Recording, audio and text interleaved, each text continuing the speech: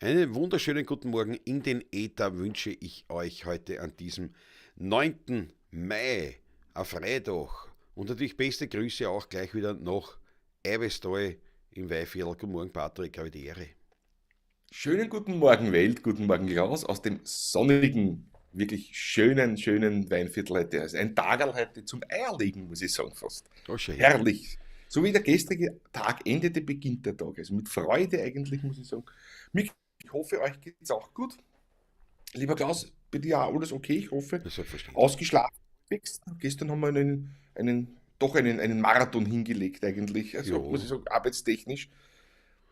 das Also stimmt. ich war durchaus etwas müde dann, wie ich dann zu Hause angekommen bin. Um halb Ja, eins.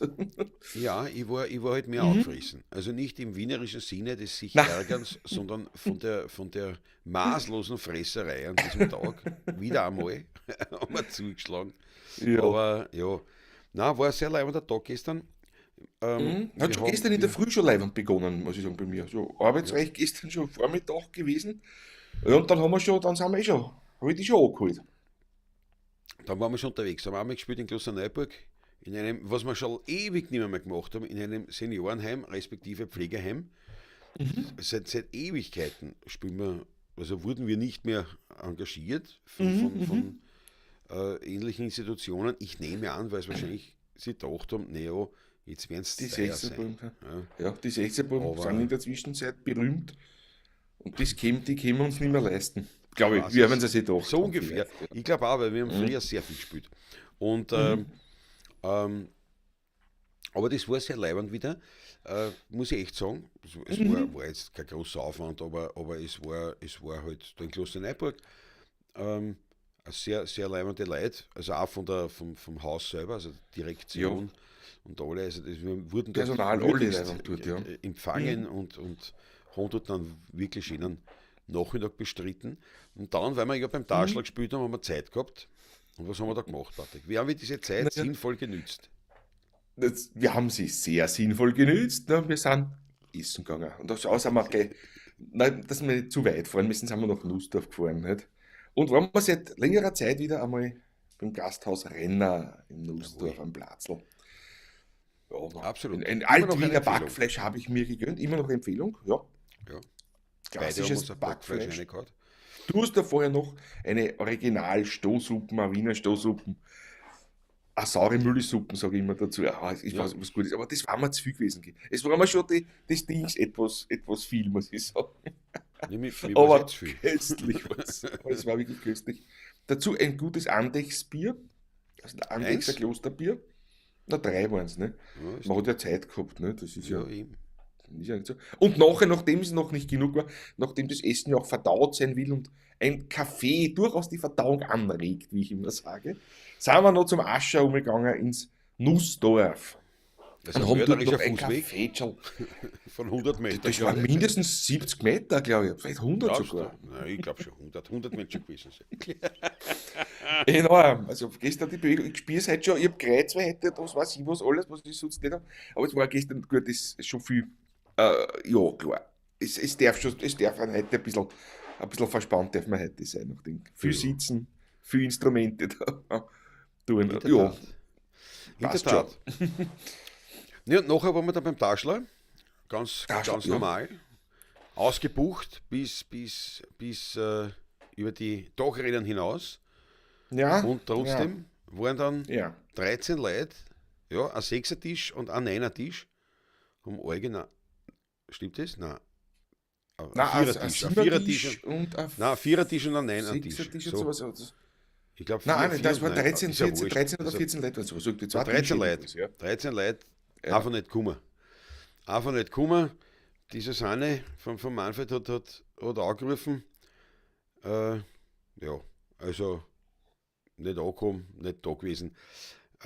Ja. Es, Also einer hat schon, das, der hat gesagt, Jesus, er hat verschwitzt. der Kann hat passieren. verschwitzt, ja, Was dem ich war mich das halt, peinlichst. was ich mich Aber, halt ja. wunder ist, wenn ich jetzt 4 Leute bin oder 5 Leute oder 6 Leute und einer verschwitzt, wo sind die anderen? Sagen die nicht, hier sind wir nicht beim Taschler, hat sich das keiner eintragen im Kalender. Auf jeden Fall Genau. natürlich schon. Ich meine, wir haben uns jetzt der Abend wurde noch ganz, ganz großartig, aber Ich habe mich schon geärgert, weil man dachte, was für Arschlöcher, Entschuldigung, wenn ich das so sage, weil, Vielleicht. nicht, dass sie nicht gekommen sind, das werden wir schon überleben, aber es sind eine Wartelisten von über 20 Menschen. Eine Warteliste von über 20 Menschen, die gern gekommen waren. Und die Ja. Idioten, muss ich echt sagen, ich weiß, das ist eine Zuschauerbeschimpfung, soll man nicht machen, aber ich habe für solche Leute keinen Respekt. Weil die Nein. erstens einmal, okay, uns kosten es was soll sein, dem Wirt kosten es was soll sein. Aber jetzt kommen nur wegen diesen Hanseln, diesen blöden, Entschuldigung, ja, diesen blöden Hanseln, kommen in dem Fall 13 andere, die gern kommen waren, nicht dazu. Und das finde ich find sowas wirklich, schon langsam kriege ich bei sowas wirklich einen Hass. Ärgerlich, ja, wirklich. Echt, wirklich, ja. Das ist unglaublich. So, genug Ja, des vor allem, Hasses. man nimmt den anderen die Möglichkeit, einen wunderschönen Das meine Abend ich zu ja. verbringen. Nicht? Ja. Das geht nicht. Das Man kann meine nämlich ich am auch. gleichen Tag noch anrufen. Nicht? Das erwähnt der Manfred auch bei Reservierungen immer wieder, wann immer das. Sollte etwas sein, bitte rühren Sie sich. Und auch selbst wenn es am gleichen Tag, am Nachmittag noch ist, 3 Stunden vor dem Auftritt, es sind immer Leute, die da wieder gerne kommen würden, weil die sind auf der Warteliste. Das sind manchmal wirklich bis zu 20, 25, manchmal 30 Leute, die da warten. Es waren Ja. schon mehr einmal, 50 einmal sogar schon knapp. Also ne? ich weiß nur, dass wir über 20 Und- gehabt haben. Ja, Auf und der, über 20 tatsächlich, gewartet, ja. über 20 haben gesagt, ja, bitte ruf uns auf, falls noch kurzfristig was frei wird. Also, das ist wirklich was. Natürlich um halb 8 ist dann spät auf der Naja, ne? das ist, ne, vor allem, da weiß ich gar nicht, kommen die jetzt noch, kommen sie nicht. Nein, Ja. wirklich ärgerlich.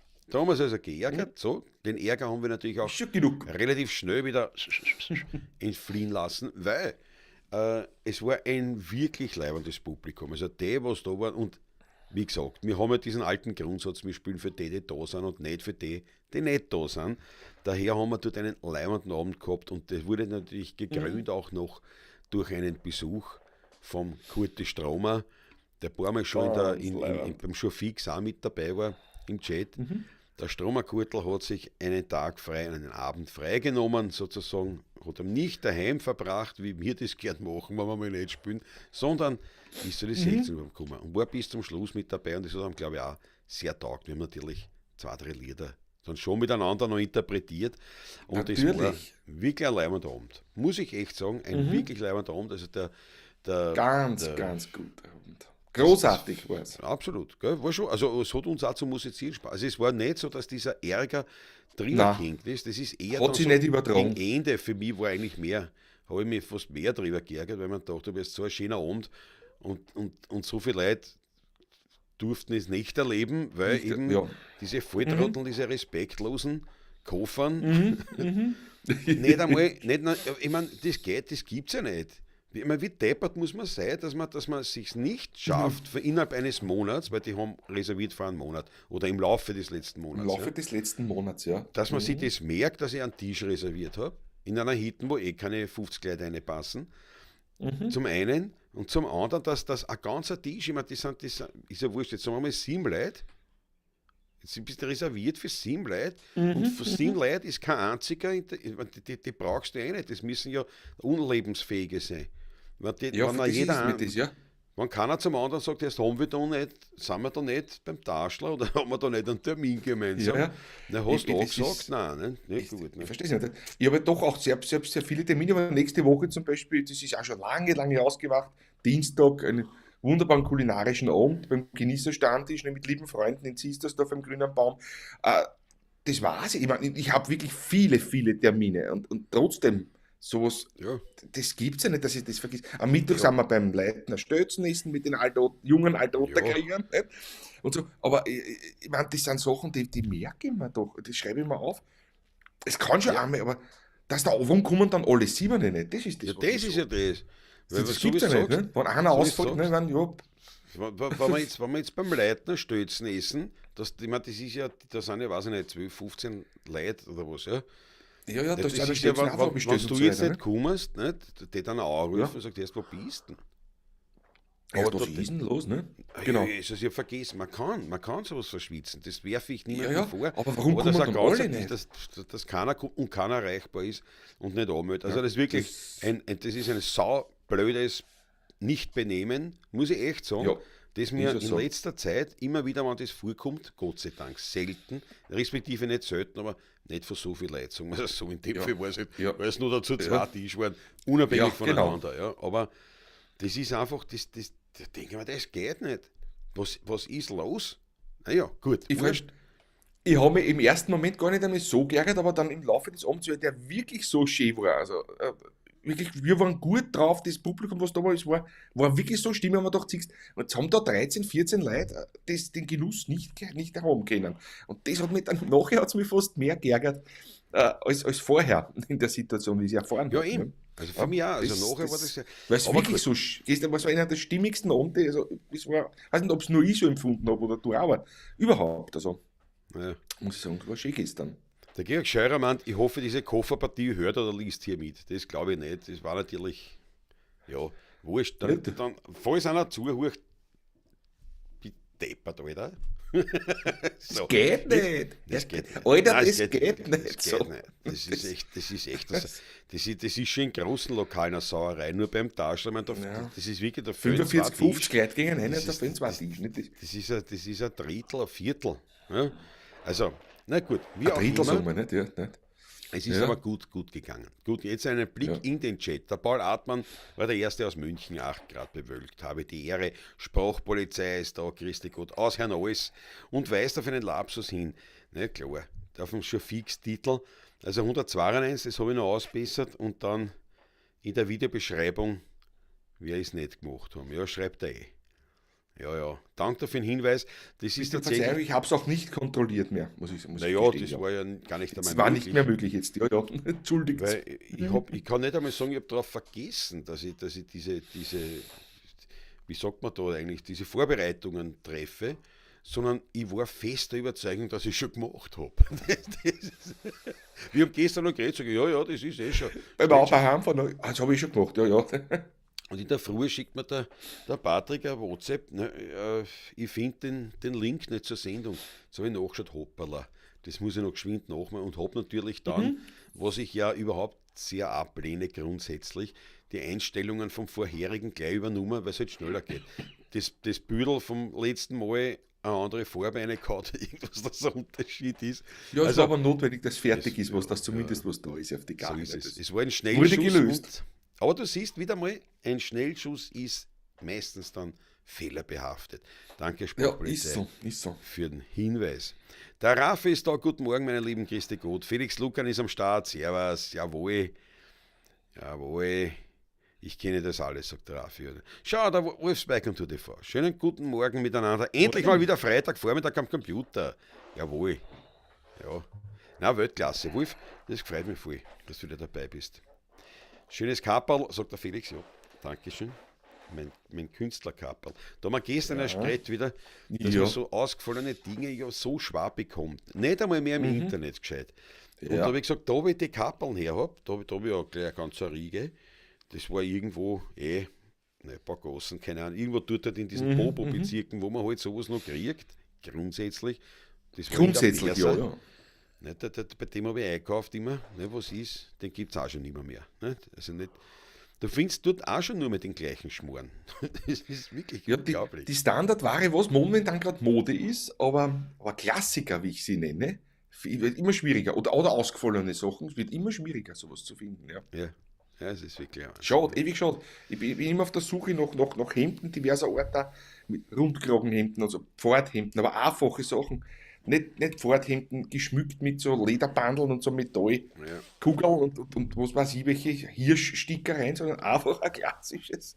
Aber es Mit ist- Zwirnknopf und ein weißes oder beige oder in Leinern und Farbenton und aus fertig. Aber es ist nicht einfach mehr, ich sage euch das. Gut, es soll keine Jammersendung werden, aber es ist Ja, aber eine wir sind- Tatsachen. Das Aber wir sind ein Tatsachen. Wiener, da gehört das schon. Ja, ein bisschen dürfen wir schon. Da gehört das schon. Da gehört das schon. Ja. Der Wolf sagt auch, das gehört sich einfach nicht, ist das Mindeste, dass man Bescheid gibt. Ja, denke ich mir auch. Es Genau, kann passieren, genau. es kann einer sagen, Jesus, nein, erst komplett verschwitzt. Aber wie gesagt, der Ole, das verstehe ich halt nicht. Ne? Der Felix Das ist Lukan, das, um ja. was geht's? Leute, die reserviert haben und nicht gekommen sind. Ja, genau. Genau. Genau, Felix, das ist eben, und das ist ja so, dass das, je kleiner das Lokal und je mehr Nachfrage besteht, desto ärgerlicher ist es. Ja. Das. Aber wie gesagt, reden wir vom Positiven. Es war eine mörderisch gute Stimmung. Wir können das auch ganz offen so sagen, es war vom Schmartes, den wir bekommen haben. Wir gehen ja beim Taschler traditionell, wir gehen mit dem Kerl durch. Also es gibt keinen fixen Eintritt, sondern es ist freier Eintritt mit der Bitte noch um einen ordentlichen Schmartes.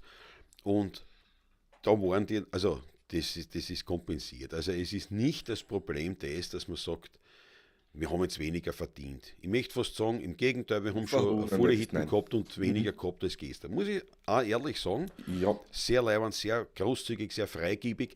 Wahrscheinlich natürlich auch liegt es daran, dass gestern wirklich eine gute Stimmung war. Ja. Und mit Kurti Stromer haben wir so ein bisschen plaudert. Und wir sind draufgekommen, wir haben einen gewaltig ähnlichen Zugang zum Thema Musik und zur Showbranche, wenn man so will. Ja. Und der Kurti hat mir die Geschichte erzählt, das ist einmal einer gekommen zu ihm, der hat gesagt, naja, heute hast du es aber nur so runtergespielt, gell? Und der Kurti hat darauf gesagt, ja, es liegt aber an dir.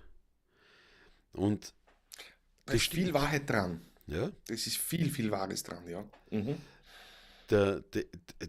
das stimmt wirklich, weil,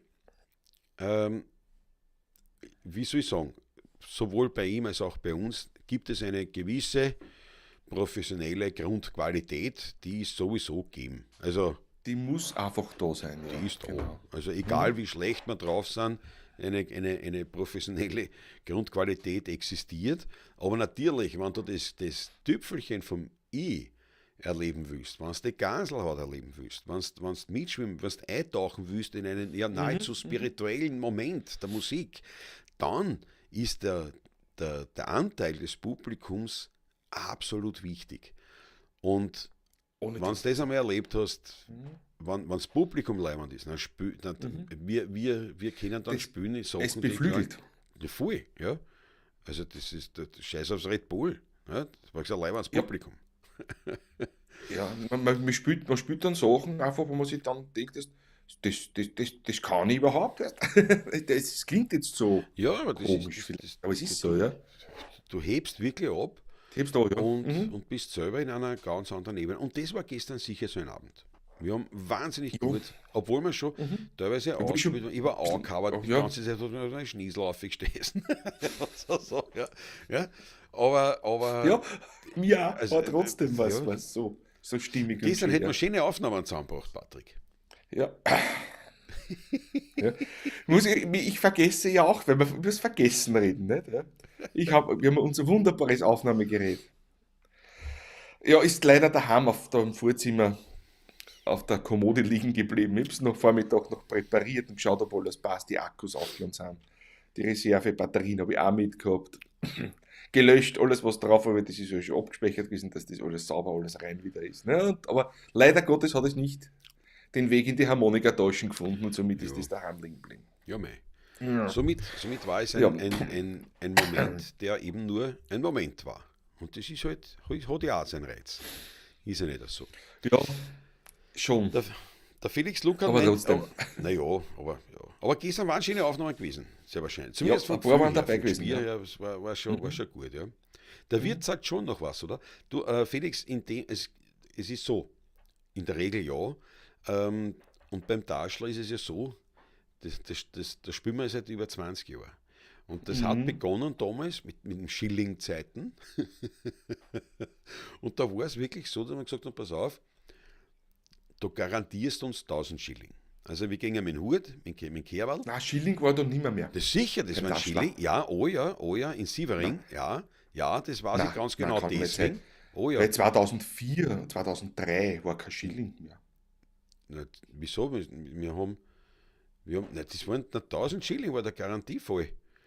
Die garantiert uns, dann haben wir das wirklich umgelegt auf 70 Euro. Deswegen weiß ich das.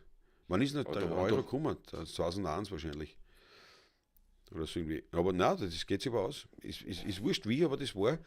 Wir haben gesagt, 1000 Schilling garantieren. Und dann ist der Euro gekommen und haben gesagt, legen wir es aber 1:1 um. Wir haben nicht gesagt 100 Euro, wie wir es heute machen, sagst du, Ja, die machen das, ja. der hat nie im Leben einen Zehner, nicht? Also 100 Euro, sondern wir haben dann Nein, gesagt geht's ja nie 70 aus. Euro. 70 Euro muss der uns garantieren. Haben wir nie eingefordert, am Anfang, weil da keine Leute gekommen sind, aber auf jeden Fall, ja. Und jetzt ist schlicht und einfach so, weil man die 70 Euro wirklich, das haben wir, also das ist Gott sei Dank da jetzt kein Thema. Mhm. Aber ähm, er hat einfach von sich aus was ins Kerl rein. Also wir fordern gar nichts, wir haben nichts eingefordert, sondern es ist Mhm. einfach, wir gehen mit dem Kerl und ich kriege das Kerl vom Manfred schon hergestellt und da liegt Mit was schon drinnen. ein ordentlicher Schmattes drinnen. Genau. Ähm, Funktioniert auch wunderbar. Würde nicht bei jedem funktionieren. Es gibt viele Wirten, die die ausnutzen bis aufs Ja, Kreuz. Aber ja, bei denen spielen wir eh nicht. Und daher, das das geht. haben wir auch schon oft besprochen, das Thema, Ja, wenn wir wo spielen, dass das wirklich eine gemeinsame Geschichte immer wird und ja. dass das zusammenpasst, dass wir uns verstehen, in allen Belangen nämlich, ja, ja. Eine Dass wir uns Win-Win-Situation. wohlfühlen, ja, Ja, ja. gegenseitig nämlich. Genau. Wir werden dort natürlich verköstigt, klar, nicht für das zahlen wir nichts, fürs Essen, Trinken zahlen wir nichts. Aber wir, Gut, da kommt er billig bei mir. Also gestern war es ganz billig gewesen. bei Ist dir ja, sowieso bei mir. billig, ja. Ist auf FE2, das ist kein Thema, Patrick. Ich reiß die außer. Ich reiß die Erzähl außer. so viel. Ja, ja aber äh, es ist halt so, wir sagen, schau, das ist ein kleiner Wirt, wo ich auch nicht, das sind ja keine Gutpreise. Nicht? Ich weiß jetzt nicht, was der Gespritzte kostet. 2 Euro, keine Ahnung. Weißt du das eigentlich? Spritzer? Da kostet schon mehr, kostet schon 3 Schon Euro mehr. oder was? Kostet der 3 Spritzer. Euro schon? Nein, 2,50 Euro? 2,50, Ja, 2,80, 2,90 vielleicht sowas. Naja. wird Na, schon sein, unter ja. 3 wird er schon sein, glaube ich noch. Ist ja wurscht, auf jeden Weiß Fall, gar nicht, ja. passen ja keine 50 Leute rein. Ja. Und also Genau. Schankachtel ist nicht teuer, das weiß ich. Weil wir haben Mhm. gesagt, die Kanalmitgliedschaft bei unserem YouTube-Kanal, zu der wir herzlichst einladen, die kostet im Monat 4,99 € und da haben wir gesagt, das sind zwei gute Achteln für uns im Monat, nicht? Für jeden eins. Da Ja, kommen wir hin. Nicht? Also mit 2,50 genau, ein genau. gutes Achtel. Ein Ist ja Achtel, wurscht. ne? Genau. Auf jeden Fall ist das jetzt nicht unbedingt ein Gutgruben. Von dem her jetzt, dieser Abend. Wenn jetzt die Musi sagt, naja, jetzt kriegen wir aber auch noch 500er, naja, dann kannst du es vergessen. Und ich habe Dann gesagt, kann nein, er zu, nein, braucht er gar nicht aufsperren. genau. Das muss für alle passen. Win-Win-Situation. Wir haben gesagt, wir gehen mit Kerl und das passt da, das ist auch in Ordnung. Klar, wenn wir nur solche Geschäfte haben, hätten wir nicht leben können davon. Aber Ja. es läuft gut, es ist eine schöne Geschichte, es ist mörderische Werbung. Ihr seht ja, es ist überbucht in der Regel und wenn alle kommen, ist es auch wirklich pumpvoll. Es Wann wir ist eine nicht da tolle sind. Ja. Stimmung. Also, und das passt. Der Wirt macht sein Geschäft und das ist jetzt schon seit über 20 Jahren eine Mhm. Partnerschaft. Mhm. Also von dem her ist das schon leimend. Und wie gesagt, man muss jetzt nichts zahlen also ich muss nichts einfordern. Sagen wir so. Genau. Und das bringt mir zum nächsten Punkt, was der Wolfsbike und Tour TV schreibt. Das könntet ihr halt nur ausschließen, indem man Karten verkauft, da ist wahrscheinlich organisatorisch so aufwendig, beziehungsweise schreckt vielleicht auch manche ab. Naja, nein, es ist ja so, wir haben ja Veranstaltungen mit Mit Kartenverkauf, Vorverkauf, ja. Mhm. funktioniert auch, aber wir wollen halt ganz bewusst beim Heirigen, wir wollen es jetzt so behalten. Erstens einmal, weil wir ja eben nichts verkaufen. Also wir wollen ja nicht, wir wollen ja keinen Eintritt verlangen in dem Sinn, sondern wirklich diese Tradition vom Obolus, vom Schmattes, Ja, ja, für genau. die Mus, für den Hunderter für die Musi, also hat man damals in Schillingzeiten gesagt, für den Hunderter in Musi, Mhm. das wollen wir bei diesen Heurigen auch noch einhalten. Also da wollen wir einfach sehr traditionell bleiben. Deswegen machen wir es nicht und ich muss dazu sagen, es funktioniert ja auch ausgesprochen gut. Es ist eben Dank wahrscheinlich unserem Publikum. umso mehr ist es halt dann Mhm. ärgerlich, wenn sowas passiert, aber Ja. es passiert nicht so intensiv. Gestern war es halt, weil es halt zwei Tisch waren. Ich weiß nicht, Ja. ob so, wenn da ein Vierer-Tisch, wenn das ist, reden wir gar nicht einmal drüber wahrscheinlich. Ja. Na, Daher, wenn es 3, 4 Leute sind oder was, wenn das 2 Leute sind oder was, ja, ja, das geht unter, selbst da noch, obwohl es ja das, ein kleiner Rahmen ist, aber trotzdem. Aber ja, gestern die 13 Leute, oder was waren, das ist natürlich das, dann schon. Ne? das Ja. merkst du dann schon. Ne? Aber mein Gott, na, aber ich würde das nicht ändern wollen. Und eben dieses Vorbestellen oder diesen Karten, diesen Eintrittspreis, da haben wir einige Veranstaltungen, die so Mhm. ablaufen. Das ist halt auch was anderes. Es ist wirklich was anderes, wenn wir irgendwo auf einer Bühne sitzen oder Mhm. wenn das beim Heirigen, bei einem kleinen Heirigen so ist. Das Wo wir sind zwar, direkt wirklich im Publikum sitzen, so ja, wie es beim Manfred, beim Taschler immer ist, ja. Der genau. musikalische Nahkampf, wie ich es immer nenne. Es ist so, es ist das, ich möchte das auch nicht missen. Aber auf der Bühne ist natürlich was anderes. Das Wenn sind man einfach da zwei mal Paar dann einen Schuhe, Eintritt anzahlt. Das sind zwei Paar ja, Schuhe. ja, ja. Oder wenn es so Veranstaltungen sind mit anderen Musikern gemeinsam zum Beispiel, ist das natürlich auch so ein Fall. Der Sprachpolizeimann, der Maler Ernst Fuchs hatte ein ähnliches Kaperl, ja stimmt.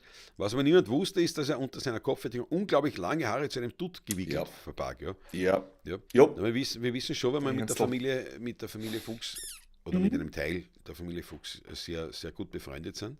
Ja, ganz liebe Und Leute. ich kann euch eins versprechen, ich habe keinen Dutt unter dem Kaperl. Ich habe Brauchst du es nicht näher ausführen. Wir wissen Nein, es. ich habe einen Glotzen unter dem Kaperl. Also da spielt sich nicht viel an. Ist ja so. Ja. Schaut es mir an heute, so schaut es unter dem Glas ist ein Kapperl auch aus. Ja, genau, ungefähr so, ja, stimmt. Ja. Der Wolf schreibt, der Euro ist am 1. Jänner 2002 gekommen. Das weiß ich, weil mein Bus am 31.12. geboren wurde. Der Bub wurde geboren, hoffentlich nicht der Bus. Am letzten Schillingtag. Alles klar. Ja. Alles klar. Ja. Mein Bub, nicht mein Bus, ja genau. Ja, das sind so Erinnerungen, das sind so ein Eselsbrücken. Das nicht? bleibt, ja. Hoffe, damit deinem Bub nicht so nahe zu treten. Aber das ist natürlich, merkt man sich dann so. Na, Weltklasse, ja. Na, 2002, naja, das ist wirklich eigenartig. Das kann sich auch nicht ausgehen. Gut, das war Oh ja, kann schon sein. Alte Übergangszeit. Wir haben angefangen in Sievering 2002 oder 2001, dass wir angefangen haben. Das wird schon sein. Da war er noch. Sievering. Wir haben am Sievering wird das gewesen sein, ja. Das habe ich mir nicht gedacht. Ja. Weil wir spielen ja Und dann, 20 wie Jahre wir bei in, ihm. noch ins Kohlenberger Dorf gekommen sind, Kohlenbergerdorf, ja. 21, also 2004 haben wir im Kohlenberger Dorf, aber das ist schon 1, 2, 3, dass wir 3 Jahre in Sievering gespielt haben, so lang. Nein, aber 2 Jahre, aber da ist die Übergangszeit. Ich bin mir jetzt noch unschlüssig ein gewesen. bisschen. Na, der Euro ist Ja, ja ja. eingeführt worden, aber der ist ja nicht. Da ist, oder aber war du hast ja das parallel gehabt Inklusive? eine Zeit lang. Ich glaube schon. Aber ich weiß nicht, es war ausgemacht noch der Tausender. Den Tausender, garantiert. ja. Wir gingen ansammeln und dann hat auch jeder 500 Schilling fix. Weil egal wie viel ich einer hole, Ja, genau. wenn es weniger ist als 1000 Schilling, dann zahlt er auf. Und wenn es mehr ist, gehört es uns und der braucht nichts zahlen. Nicht? So war die Idee. Ja. Haben So wir war die Idee, ja, genau. nie exekutiert. Nicht ein einziges Mal. Kein einziges Mal, ja. Nicht weil wenn wir am Anfang dann im Kohlenberger Dorf, da waren ja keine Leute, da haben wir gar nicht gespielt. Da sind wir auf, keiner da, sind wir wieder gegangen. Und, Dann macht Manfred, wir fahren wieder. und der Manfred wollte uns immer zahlen. Nicht? Da haben wir gesagt, nein, weil er nicht gespielt hat, braucht er nicht zahlen. Wir machen das Genau. schon. Nicht? Ja. Genau. Ja, stimmt definitiv, sagt der Wolf, es hat wahrscheinlich eine Übergangszeit gegeben. Ich meine, die Übergangszeit hat es sicher gegeben, wo du beide Währungen gehabt hast. Also ein Jahr war das auf jeden Fall die Übergangszeit. Und das kann nur nachher gewesen sein, logischerweise. Das kann erst ab Ja, 1. ja. Jänner Ja, ja. 2002, wie es ein halbes Jahr oder vielleicht ein Jahr, ich weiß gar nicht mehr. Das ist halt, Ich weiß gar nicht mehr, ich kann mich nicht mehr erinnern, ja. der Felix Lucker meint, bleibt ihr nachher noch sitzen oder fahrt ihr mal gleich nach Hause? Das kommt drauf an. Das ist je nachdem, je nach Lust und Laune, es kommt drauf an. Das kommt Wie miert man ist, wie das Publikum noch plaudert oder nicht, ja. ja. Und Meistens auch wie schon viel- eher, dass wir zu Hause fahren, nachdem wir ja viel spielen und wir das. Ja, aber gleich auch nicht. Also so, dass wir noch stundenlang sitzen, ist eher selten, muss man sagen, dass man nur 2 Stunden sitzt oder so. Ja. Das ist wirklich selten, dass man jetzt sozusagen dann noch den gemütlichen Teil des Abends dann noch in die Nachteile treibt. Das ist noch wirklich selten. Ja. Aber früher, da war das natürlich schon. Also da war, im Gegenteil, da sind wir Ja, sogar nachher noch da sind wir noch wohin gefahren, wohin gegangen. Ja, sei ins Kaffeehaus, ins Mokka oder zum Schmiedhansel oder so, Richtig. und diverse andere. Im Hatten- Schmiedhansel waren wir ja oft, nicht? Ja. Oft. Im Mokka auch. Im Café Mokka waren wir auf. Mokka, Allerdings, ja. da haben wir halt eine Chauffeurin gehabt. Nicht? Das war halt in Patrick seine Ex-Frau. Da ist die meine Ex-Frau die von, ja. Genau. Da ist Und da war auch eh nichts die drin. Oma immer da dabei. Meine Ja. Oma war oft Ja. dabei. Sowohl beim Schmiedhansel als auch im Café Mokka. Ja. Ja. Das ist. Die Mama vom Hansi Schmid hat sich nämlich sehr gut mit meiner Oma verstanden. Die haben sich dann auch so privat getroffen, ein paar Mal und so. Die Mama Ja. war manchmal auch bei der Oma dann und so. Das war, ja. Ja, aber wir haben schon viel so, aber das jetzt nicht mehr so. Aber es ist nicht so in der Regel, dass man, wenn man fertig spielt und gleich zusammenpacken und fahren. Aufhupft nicht. Aber schon relativ streng. Bei Geburtstagen und Co., also wo wir privat engagiert sind, da eigentlich schon. Da sind wir fertig. Meistens Es kommt ja. halt dann immer drauf an, entweder gibt es dann noch was zum Essen, bleiben wir noch zum Essen oder bleiben halt noch kurz, aber im Prinzip halten wir uns Besonders nur ja, bei uns. wenn es Nachmittag oder zu Mittag oder so etwas ist, wenn es zu spät am Abend ist oder was wir essen, ja dann auch nichts mehr. Und das ist ja. Essen da wir dann auch nichts, ja. Aber es ist, wie soll ich sagen, es kann sowohl als auch passieren. Beim Patrick natürlich seltener, weil mit dem Auto, ne, was bleibst du dann lang Das ist picken? ja Aber lang was picken ich, und nur dazu meistens eine Stunde Fahrzeit auch noch habe. ja, So eine knappe Stunde bis Stunde, ne, in den meisten Fällen und dadurch bin ich froh dann eigentlich, wenn ich ja. heimfahre auch. Weil man so wie heute da einen Röschenkeller am Abend, Mhm. Mhm. da ist halt dann schon oft so, da ist ja mein Munkeln auch mit. Weil die Mhm. kämen halt auch viel und Ja, also ja, auch genau. so halt privat. Da ist schon eher so, dass wir dann noch ein bisschen picken bleiben. Also zumindest ich. Und Patrick fährt dann Arbeitszeit, aber auch Ma nicht jetzt Machen wir auch. Bin Ewigkeiten. auch schon so. Ist auch schon passiert, dass wir noch Ja, 1,5 Stunden noch da waren. das kommt Kommt schon schon mal mal. vor. Das kommt schon mal vor. Kommt vor, ja. Thema Essen ist auch interessant. Der Raffi meint es, er ist immer am Nachmittag, ich Ja. eigentlich auch. Mhm. Mhm. Mhm. Ich eigentlich auch. Ähm, und Kommt das drauf war, an bei mir, wie spät ich am Vortag esse. Ob ich da am Abend noch ist um 7, 8 ist oder was. Oder meine Mahlzeit einnehme um 3 Nachmittag die letzte. Oder was, dann kann schon sein, dass ich am nächsten Tag Vormittag dann oder gegen 11 Uhr schon einen Hunger habe und dann was essen tue. Sonst bin ich auch eher der Nachmittagesser ab 14 Uhr, sagen wir zwischen 14 und 17 Uhr oder so ist meistens dann die Zeit ja, eigentlich. Bei mir auch. also bin da. Und beim Spülen ist Heute halt habe ich schon wirklich einen Hunger, so, weil wir haben gestern ja am Nachmittag gegessen, das letzte Mal. Ich habe nichts mehr das auf die Nacht stimmt. gegessen. Und heute werde ich dann schon gegen 11 Uhr, glaube ich, eine Kleinigkeit vertragen. Ja, na, bei mir nicht. Bei mir ist es dann Mhm. so, tatsächlich, wenn ich was tue, dann brauche ich nichts zum Essen. Bis auf die Nacht. Mhm. Nein, ich Also schon. gerade in In der der Zwischenzeit Klause, ja. ja, nein, das habe Ich ich war überhaupt früher nicht. auch so. Mhm. In der Klause, früher, wie du noch so in meinem Alter warst, ne? Nein, früher war ich nicht so ganz, aber in der Zwischenzeit ist Ja, ich dann schon was dazwischen. Mach ich eine Pause auch, ja. nein, ich habe das überhaupt nicht. Ja, was du, ja. Also gerade in der Klause, aber nicht körperlich was tue, dann Mhm. überhaupt nicht. Also dann und wenn ich, und vor allem, dann hängt das so ein bisschen zusammen auch mit Vorhaben. Also wenn ich jetzt ich sage jetzt irgendwas, Ja. ich tue, keine Ahnung, Rosenmann, das ist jetzt ein schlechtes Beispiel, das dauert jetzt nicht so ewig, aber sagen wir, da mache ich keine Pause, bevor ich nicht fertig gemacht habe. Und das Gleiche ist natürlich, wenn ich jetzt sage, ich tue, keine Ahnung, Holz schlicht oder Holz schneiden, Ja, ja. dann mache ich das, bis ich fertig bin. Oder bis halt gewisse Unterprojekte, wenn das halt länger als einen Tag dauern würde. Mhm. Und da ist nichts. Das ist wirklich, und vor allem, wenn ich dann Ja, allein draußen bin. Nicht? Wenn das Munkel ja, nicht da ja. ist, dann eher noch. Dann nicht, mache ich dann einmal da Pause. Aber wenn ich allein draußen Mhm. bin, Mhm. da gehe ich dann raus, da arbeiten, dann tue da herum und schaue in die Gegend und hin und her. Und wenn nicht gerade der Nachbar mit einem Bierflaschel daherkommt, der Okay, die nicht ja, will was ja, trinken, ja, ja. oft, ja, muss ich mich dann zwingen, Mhm. erst ich sollte nur Mhm. wieder was trinken. Das geht im Winter besser, weil da muss ich sowieso ins Haus immer nachlegen, in den Ofen nachlegen. Nicht? Und Da dann trinke ich kommst, gleich was. Nicht?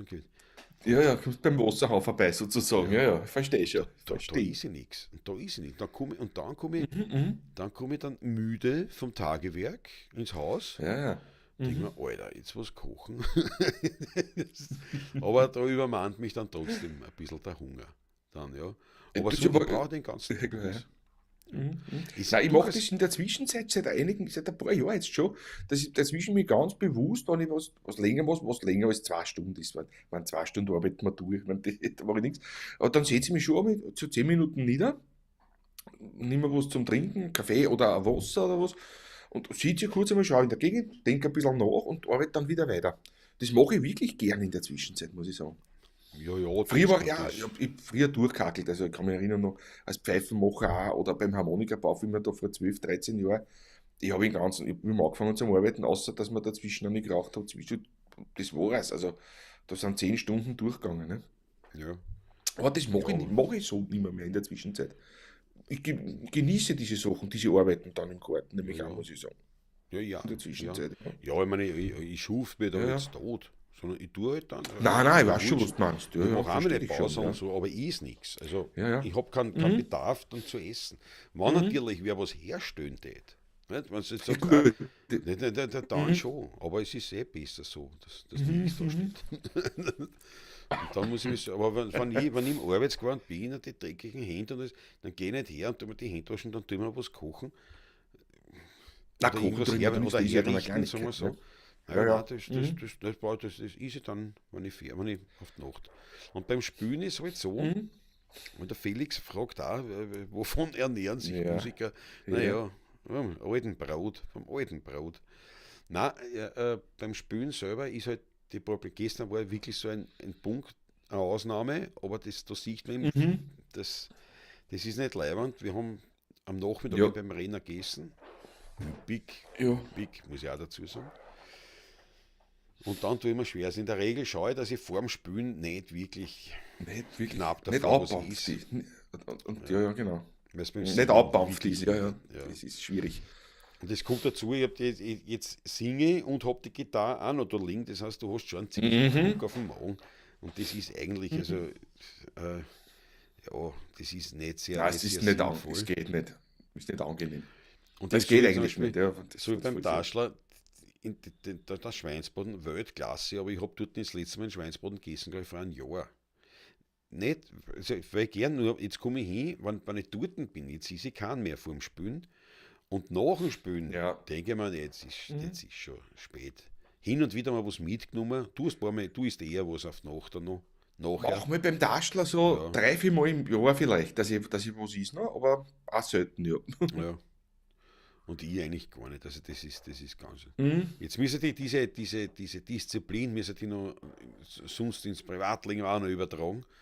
Und die weniger Mhm. fressen. Es ist ein Wahnsinn. Aber mir schmeckt es nicht. Aber ich is nicht oft am Tag, also einmal Mhm. in der Regel.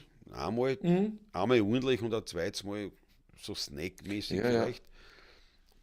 Dass ich zweimal ordentlich ist, aber eh selten. Also so riecht so, dass du sagst Mittagessen, Das Abendessen, ist, Frühstück brauche ich das ist keins. bei mir, bei mir das Gleiche. Frühstück fällt bei mir sowieso flach. Also ich bin kein Frühstücker gewesen, nie. Das tut mir eigentlich, das macht mir eher mir, dass das mir aufbaut, sage ich immer. Und ja, Ja, einmal am Tag ist ich eigentlich, ja. ich meine, Frühstücken bin ich eigentlich ein Genussfrühstücker. Im Urlaub zum Beispiel, wenn du so ein Ich Hotel weiß hast bei mit dir, einem ja, ja. Mhm. herrlichen Buffet oder was, ne? Dann tue ich schon Mhm. frühstücken. Das genieße ich aber mit wirklich, da sitze ich aber Stunden dort. Da, da, das, das, da bin Mhm. ich der Schockgast für alle Hotelbetreiber, weil ich meine, ich ist dann gar nicht Du, so viel, da, aber ich, ich mein, bin zwei, ich wollte drei gerade sagen, Stunden ja. sitze ich beim Frühstück dann. Ganz Mhm. gemütlich. Ja? Mhm. Aber sonst Aber die eigentlich nicht. Mengen sind trotzdem, es ist Ja, überschaubar. Trotzdem, aber es muss ist ich ganz schon, ehrlich sagen, wir also, kennen uns ja so lange, ja, nicht?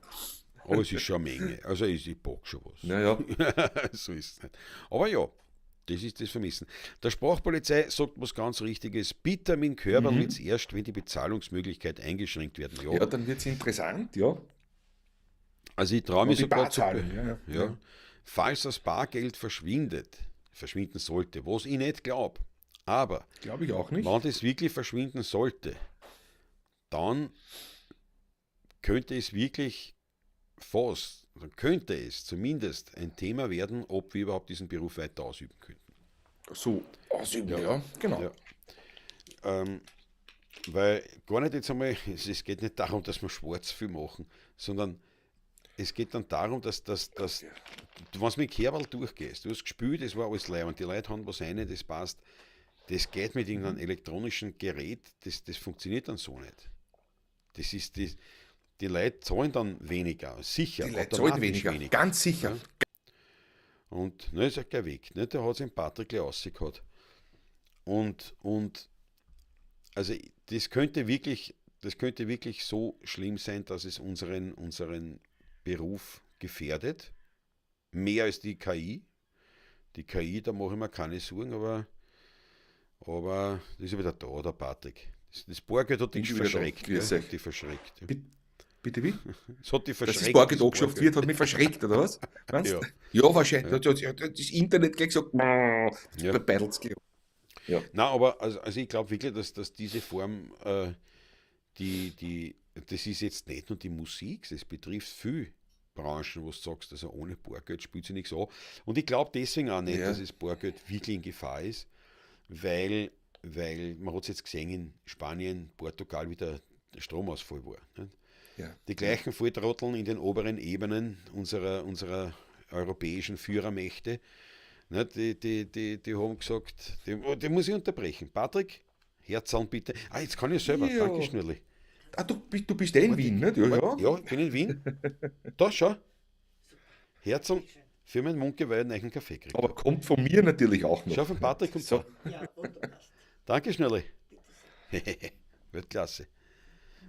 Ja, auf jeden Fall haben die Kofi haben gesagt, naja gut, weißt du, jetzt machen wir das digitale Geld oder was da immer bringen wollen. Können sie ja machen, ist ja wurscht, solange es parallel rennt. Und das Bargeld brauchen wir nicht mehr hin und her. Ich glaube, irgendwo in Schweden und irgendwo haben sie das sogar teilweise wirklich fast angeschafft gehabt. In den nordischen Irgendwo war das. Staaten, ich glaube in Finnland auch, glaube ich, wenn So man. irgendwo. Aber sie haben es schon Ist, wieder, ja, ja. es ist schon wieder intensiver da. Es kommt schon wieder das Bargeld, weil eben durch gewisse Dinge, wenn gewisse Dinge ausfallen und elektronisch ausfällt, wenn der Strom weg ist einfach, wird es schwierig dann zu Naja, zahlen. Nämlich, ja. Also das quasi wissen sie unmöglich. jetzt da. Diese Das rede ich ja Leuchten schon, auf der das, Torte. Ja, das reden wir ja schon seit Jahrzehnten über das. das wissen sie jetzt Nicht mehr, damit ja. mit dem Blackout. Jetzt sind sie draufgekommen, ja, wenn kein Bankomat geht. Und jetzt haben sie aber dann noch so gesagt, weil das in den Medien dann so war, naja, und was ist? Eben jetzt beim Blackout, ne, das ist ja, sind ja die Waren sind ja alle da, aber die Bezahlsysteme nicht mehr. Und dann habe ich gesagt, naja, darum sollte jeder Ja, auch genau. immer ein Bargeld zu Hause haben. Da habe ich mir gedacht, das Volltrotteln, jetzt redest du die ganze Zeit davon, dass das Bargeld angeschafft wird. Jetzt sind sie Ja. draufgekommen, naja, ich weiß nicht, ohne Bargeld könnte es dann ein Problem werden. Ja, Überraschung. Ja. Also ich bin wieder jeden Tag neu erstaunt, mit welcher Negativauslese die wirklich dümmsten dieser Welt es in die höchsten Ebenen schaffen. Also In der höchsten Politik gigantisch. sitzen, ja, es ist Ja, ganz wirklich interessant. gigantisch. Aber ja, ich glaube eben deswegen, das wird nicht so schlimm. Also ich glaube nicht, dass sie es so schaffen. Das wird nicht, aber ja, ist ein Hasardieren. Wir werden sehen. So, jawohl, Ja. der Wolfsberg wieder ein Video drehen zur Abwechslung. Wünsche ich allen einen Jawohl. schönen Tag. Dir auch, Viel Wolf. Spaß, Daumen hoch, Wolf. Jawohl. Danke, dass du dabei warst und viel Erfolg wünschen wir da weiterhin. Weltklasse, ja.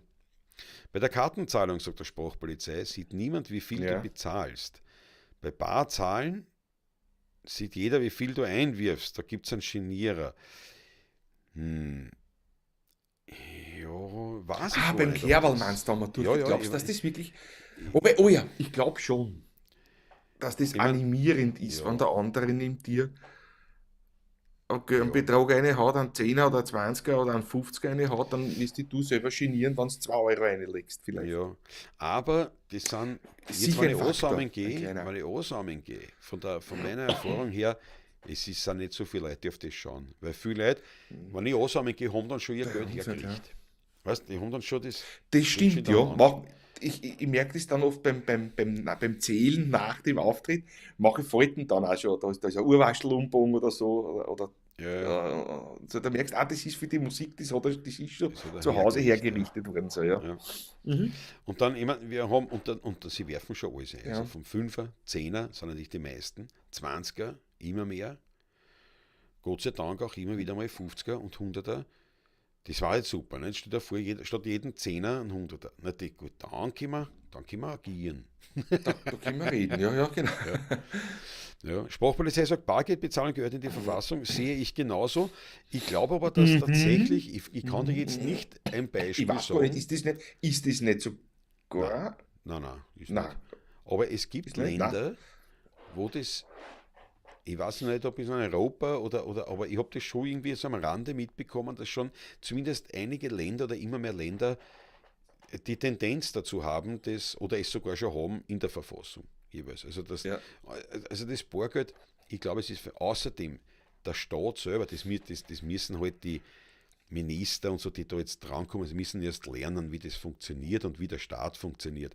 Und nachdem der Staat, also ich behaupte es nicht, sondern vom Hörensagen, ja, erfährt man, dass der Staat selber ja zu die ärgsten Reiberer kehren, ja, dass es ins eigene Fleisch schneiden, wenn sie das Bargeld anschaffen. Also wie kann denn dann ein SPÖ-Funktionär in Wien sich einen Kleingarten umwidmen lassen oder leisten oder wie auch immer? Ja, wie soll denn die ganze Korruption funktionieren. Und um es nicht bei den Roten allein zu lassen, ja, wir werden das in Niederösterreich bei den Schwarzen, nicht, wenn das Bargeld nicht war Unmöglich, und man unmöglich. nicht miteinander reden kann, nicht untereinander. Also ich glaube, diese ganze, ja, das wäre ja dann auch die Korruption schlicht und einfach betroffen. Und das Absolut. werden sie nicht zulassen. Das ist, das ist ein ähnlicher Grund wie zum Beispiel Vereine, Unternehmensvereine jetzt durchaus auch einen Boom erleben, weil das Vereinsgesetz nur noch mal Mhm, anders mhm. ist wie ein Unternehmensrecht. Ja? Ja, Und die genau. Vereins, und da haben noch viel gesagt, und ich, naja, dann werden sie halt das Vereinsgesetz ändern.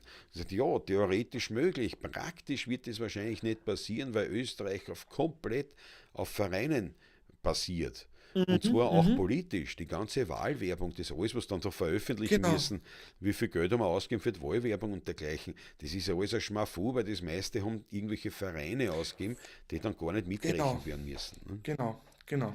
Also ohne Allein wenn ich denke, in Vereine, den 30 Jahren, wo wir Auftritte gespielt haben in ja, öffentliche Dings, egal wo eigentlich, in Österreich oder wenn irgendeine Veranstaltung wo ist, das ist alles meistens irgendwie vereinsartig immer. organisiert, als Verein organisiert, diese Ja. Institutionen alle. Ne? Also das würde ja ohne dem gar nicht funktionieren, da bricht ja alles zusammen. Und Wenn wenn neben der das ist. politischen Geschichten denken wir auch an Mhm. Feuerwehr, Mhm. Freiwillige Feuerwehr, Ich äh, meine alles, das Gesamte, egal Musikvereine, was also man anschaut. Mhm. die, Wahnsinn.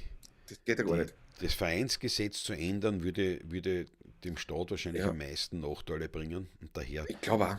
Der das ist Verluste auch, was, wirklich Verluste auch. ja, aber ordentlich. Ja. Ja, Und wie gesagt, das ist ein Wahnsinn, ja. also das ist das und mit der Mhm. ohne Bargeld ist halt auch Korruption nahezu nicht machbar. Ne? Das ist ja zum Mhm. einen, sagen sie ja dieses Argument, nicht? Die ganzen Verbrecher, nicht? Die ganzen Mhm. Verbrecher vergessen dabei aber, dass die Verbrecher, die wirklich Das in diejenigen, den die eigenen Reihen, ja, abscheulichsten, ja, das Gleiche, meiner Meinung nach, das passiert, genau, ja. dass das ja eigentlich Mhm. die Leute sind. Mhm. Ich sage deswegen die abscheulichsten, weil es ja erstens eine Heuchelei ist ähm, und zweitens ein Ausnutzen dieser Machtposition ist. Nicht? Mhm. Das ist jetzt so wie ein Polizist, ich habe Gott sei Dank solche nie kennenlernen müssen, aber wenn ein Mhm. Polizist seine Mhm. Position wirklich ausnutzt, so richtig ausnutzt und einfach deppert ist, weil er Kieberer ist und weil er am vermeintlich längeren Hebel sitzt, vor diesen Menschen habe ich nicht nur Vermeintlich, keine ja. Achtung, sondern die verabscheue ich zutiefst. Weil das ist charakterlich das allerletzte. Und das ist halt bei Mhm. Regierungsmitarbeitern und Politikern und Co. ist es für mich ähnlich dann, nicht? Wenn einer wirklich ernsthaft richtig kriminell ist. Es gibt ja so Graubereiche, ja, das ist mir schon klar. Aber wenn einer das so richtig korrupt ist, denke ich mir, das ist für mich eines der schwersten Verbrechen überhaupt, dieses Korrupte. Für mich persönlich, vom Gefühl her, Mhm. nicht jetzt von der tatsächlichen Berechnung oder Na, was von der passiert. Tatart oder so mal so, von dem Ja, ist es ja. nicht das Schlimmste, ja, genau. Aber ich finde, charakterlich ist das wirklich absolut Letzte. Ja. Mhm. Ja. Wir wollen es nicht scheppern hören, sagt der Georg Scheurer, ganz genau. Lass das Rascheln nicht scheppern. Ja. Jawohl. Scheinwerfer sind angesagt, bravo Sprachpolizei. So, nach Jawohl. Klingelbeutel in der Kirche wird dann ein Spaß ohne Klargeld. Ja, das stimmt. Das stimmt. Ja, ich meine, Ja, es geht in so viele Bereiche, es wird nicht funktionieren ohne ja. Bargeld, ja. Ich glaube Es auch. kann Ich nicht glaube auch. funktionieren, meiner Meinung. Meiner bescheidenen Meinung nach. Ja. Und wie gesagt, dieser Blackout da in Spanien, Portugal, ich glaube schon, Mhm. dass das durchaus eine Bestätigung dieser Idee ist oder dieser These, dass sagt, okay, also Bargeld. Und nur dazu, wenn dann die Mhm. Obrigkeiten empfehlen, immer ein Bargeld daheim zu haben, für den Fall, dass was ausfällt, denkt man, Alter, ist das ja wirklich. Also, naja, gut. Ja. Red man nicht von der Politik. Red man Nein. von der Kirche, Habemus Papam. Ja, Ja, gestern, Wien gespielt gestern. beim Heirig und der weiße Rauch ist aufgestiegen. Leo Ja, der 14. ist da, ja. ja, Ein ja, Amerikaner. Mhm. ja. Ich habe mich damals sehr gefreut über den Benedikt, den 16., weil mir gedacht habe, nicht, Ich, mit Ratzinger, 16er Bur im Vatikan. ich habe Da habe ich mir sofort gedacht, das ist leibend. ein 16er Bruder. Genau. Ja. Na, werden wir schauen.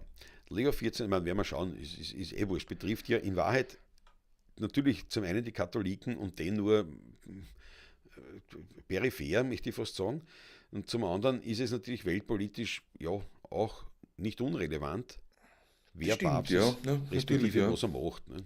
Also Was er tut, ja. es gibt sozusagen die Ebene des Spirituellen und die Ebene der Politik, Mhm. der beinharten Mhm. Wirtschaft und Politik. Vatikan ist ja kein Ja. Armer, ja, wenn man so sagen. Mhm. Werden wir sehen, was rauskommt. Aber es ist trotzdem spannend. Ich habe ja Bin kurz sehr mit ihm aber gespannt, ja. gestern plaudert, ganz kurz dazwischen. Der hat gesagt, wer war denn das? Egal, aber der hat gesagt, ich bin überhaupt nicht gläubig und gar nichts, aber irgendwie ist es trotzdem spannend oder irgendwie ist es halt ein Thema, hat er gesagt, Mhm. wo ich dann schon Mhm. geschaut habe, nicht, ist ein weißer Rauch oder nicht, ist wer gewählt worden oder nicht, es hat schon was. Und das muss ich sagen, das stimmt, bei gewissen Bereichen habe ich das ja auch, wo ich sage, das ist jetzt gar nicht mein Ding, aber mir gefällt das. Also so schon ewig nicht mehr geschaut, aber früher habe ich es gerne angeschaut, auch als volkskundlicher Interesse, diese Ja. Hochzeiten nicht, von der Aristokratie in England oder wo man das übertragen Ja, haben. Ich meine, das freilich. schon, Ja, ja, sehr. Ich schaue mir es nach wie vor gerne, wenn ich Zeit habe für sowas. ja, ich habe schon ewig nicht mehr. Oder große Begräbnisse und so weiter, nicht? Also das Ja, ist, sowas hast du ja fast nicht mehr. Der Otto von Habsburg war das letzte in große Monarchien hast du Begräbnis. das schon noch nicht. So richtig, natürlich, ja, Ja, wenn da die jemand Queen oder stirbt. so Ja. meinst du, nicht? Aber Zum ja, Beispiel, ja. was halt übertragen wird. Aber ich kriege dann immer gleich einen Murz, Wutanfall natürlich bei der Berichterstattung vom ORF, muss ich echt sagen, Mhm. weil, Mhm. nicht grundsätzliches ORF-Bashing, aber jetzt wirklich als Volkskundler, also als der halt jetzt studiert hat, ich bin ja kein Experte in den ganzen Dingen, nur ich hätte aus dem Stand das, was die sogenannten Experten dort erzählt haben, wenn sie überhaupt was erzählt haben, meisten haben gar nicht gewusst, was da sagen sollen oder um was geht. Mhm. Also das meiste, weil aus dem Stand hätte das so habe ich das revidiert. Ich habe gesagt, das stimmt nicht, du redest am Blödsinn. Das stimmt nicht, weder Ja, historisch ja, noch ja, leider. kulturgeschichtlich noch sonst. Das Leider. stimmt einfach nicht. Und da habe ich mir schon gedacht, Ich, mein Gott, nein, ich, ist das voll Pfosten. Da gibt es doch nur ich, Leute, die das können, dann holt halt solche Leute hin und nicht immer die gleichen Apparatschicks aus euren Reihen, wo du genau weißt, ja.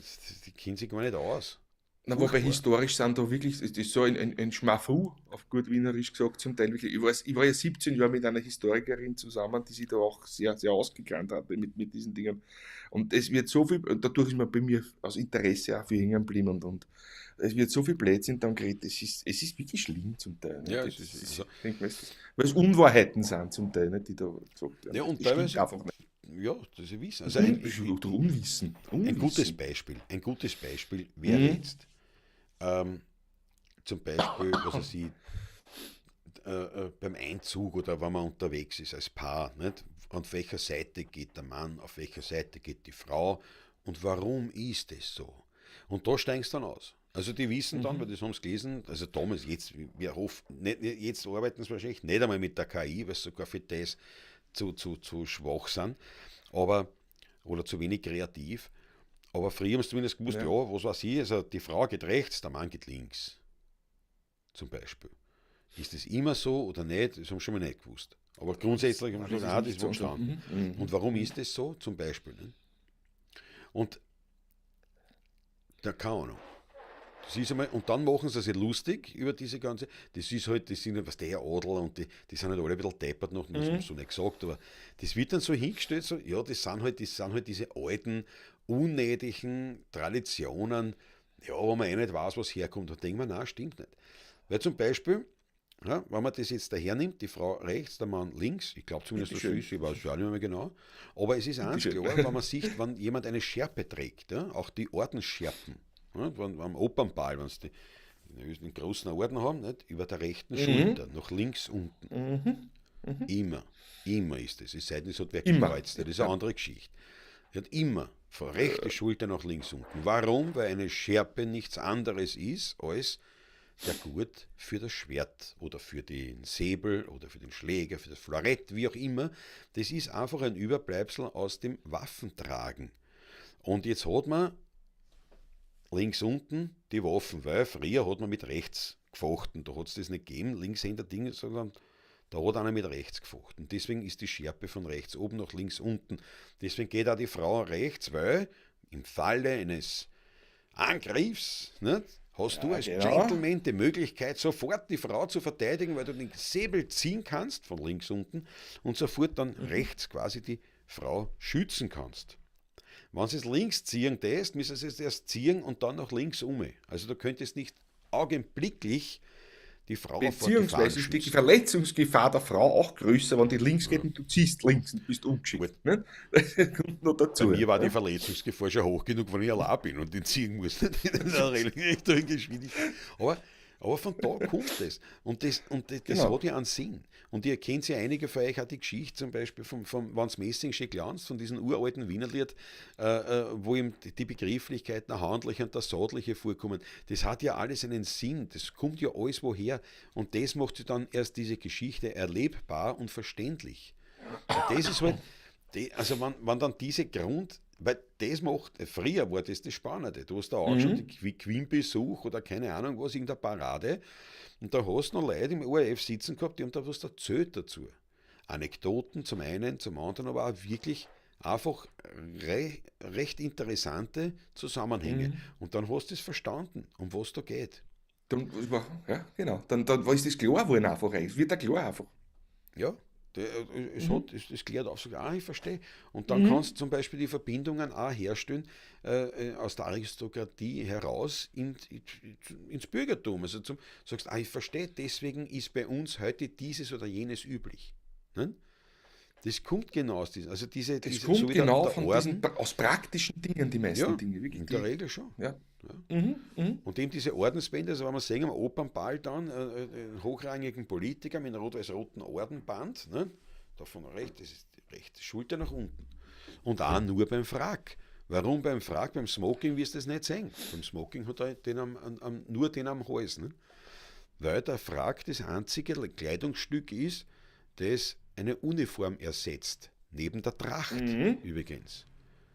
Also Genau. du kannst also Uniform, Paradeuniform natürlich, kannst immer tragen, Frack kannst du immer tragen, deswegen auch zum Frack die Orden, weil einen Orden tragt man nur zum, zur Uniform, aber der Frack dient sozusagen als Ersatz für die Uniform, genauso wie die Tracht. Deswegen hast du eben die Schützenvereine und so weiter, die Trachten, Ja, genau. haben auch Orden. Ne? Das geht nur bei dem, aber versteht, das muss nicht mal einer erklären. Die reden da immer an Schaß und dann machen sie sich meistens nur lustig über das ganze Ding, weil ihr seid wirklich, ich weiß nicht, na, gleich wieder, so, gleich, nimm Nein, einen Schluck Kaffee. nur, Dann wieder hin. nur lustig machen ist ein bisschen wenig. Ne? Das zeugt nicht unbedingt von viel Wissen, sage ich Ja. oft. Mhm. Es kaschiert nicht die eigene Dummheit, sondern es Das ist das bestätigt oder Problem. unterstreicht sie sogar. Ja. Ja, Ja, es, ja. Das ist, ja. Der Raffi sagt, bin schon glaube ich, kann nur mit der Kirche nicht so viel anfangen. Ja, das haben viel, aber es ist wirklich, es stimmt schon, es hat diese Papstgeschichte schon einen eigenen Nimbus. Also das weiß ich von vielen Leuten, die sagen, ja, die vielleicht nicht einmal katholisch sind, aber die einfach sagen, das hat schon mhm. was. Das hat einfach was. Das ist was Das hat was. Faszinierendes. Dazu gehört sicherlich diese Tradition einfach, also diese quasi fast 2000-jährige Entwicklungsgeschichte, die da dahinter steht. Dazu gehört natürlich diese Alleinstellung, die ein Papst hat. Nicht? Weil das ist quasi, ich glaube, die letzte wirkliche absolute Monarchie, die noch existiert, der Vatikan. Ich glaube, es gibt sonst keine, wo es wirklich, also, es ist eine Wahlmonarchie, aber eine Monarchie. Da wird der Papst gewählt und der, Ja. bis er abwandelt, ist das der oberste Chef und sein Wort gilt. Der muss nicht einmal irgendwem fragen. Und das ist, glaube ich, auch irgendwie so ein Faszinosum einfach, dass das da ist. Und halt dieses Brimborium drumherum. Ja, Mhm. Mhm. fand die Papstwahl toll gestern. Mystisch das Konklave. Ja, ich glaube, das sehen auch nicht umsonst, glaube ich, haben auch solche Bierchen wie vom Dan Ist Brown, ne, ja. das Illuminati und so, Mhm. Mhm. eine Kraft, weil einfach das hat so eine eigene, ja, auch mystisch das Ganze ist. Ja. Und also ich finde das schon spannend. Ja, Absolut, ja.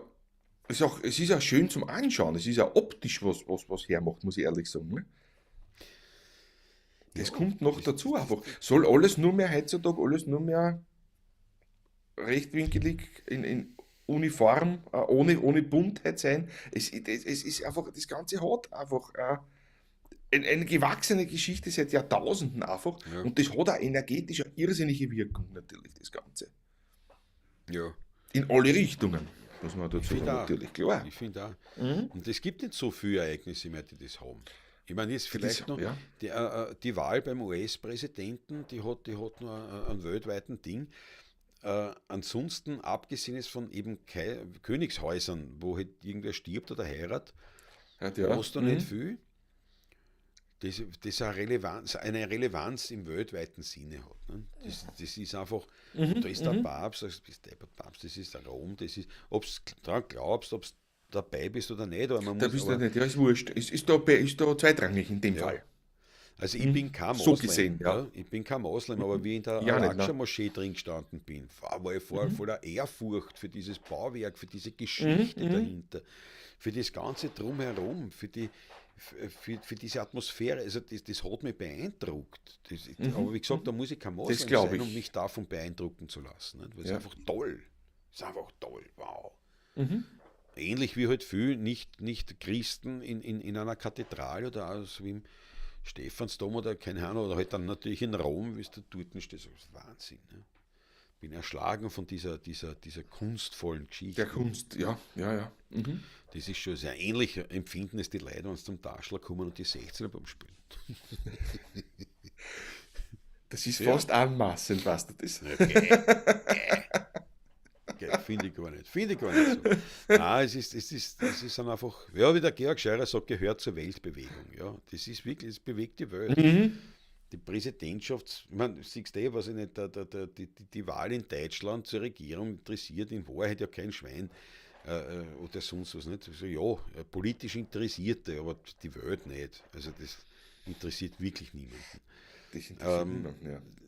Und wie gesagt, ich glaube am ehesten wirklich noch vielleicht die US-Präsidentenwahl. Das hat auch noch, aber wahrscheinlich, weil die USA so der Hegemon dieser Zeit war, dass es mit dem zusammenhängt. Ja. Genau.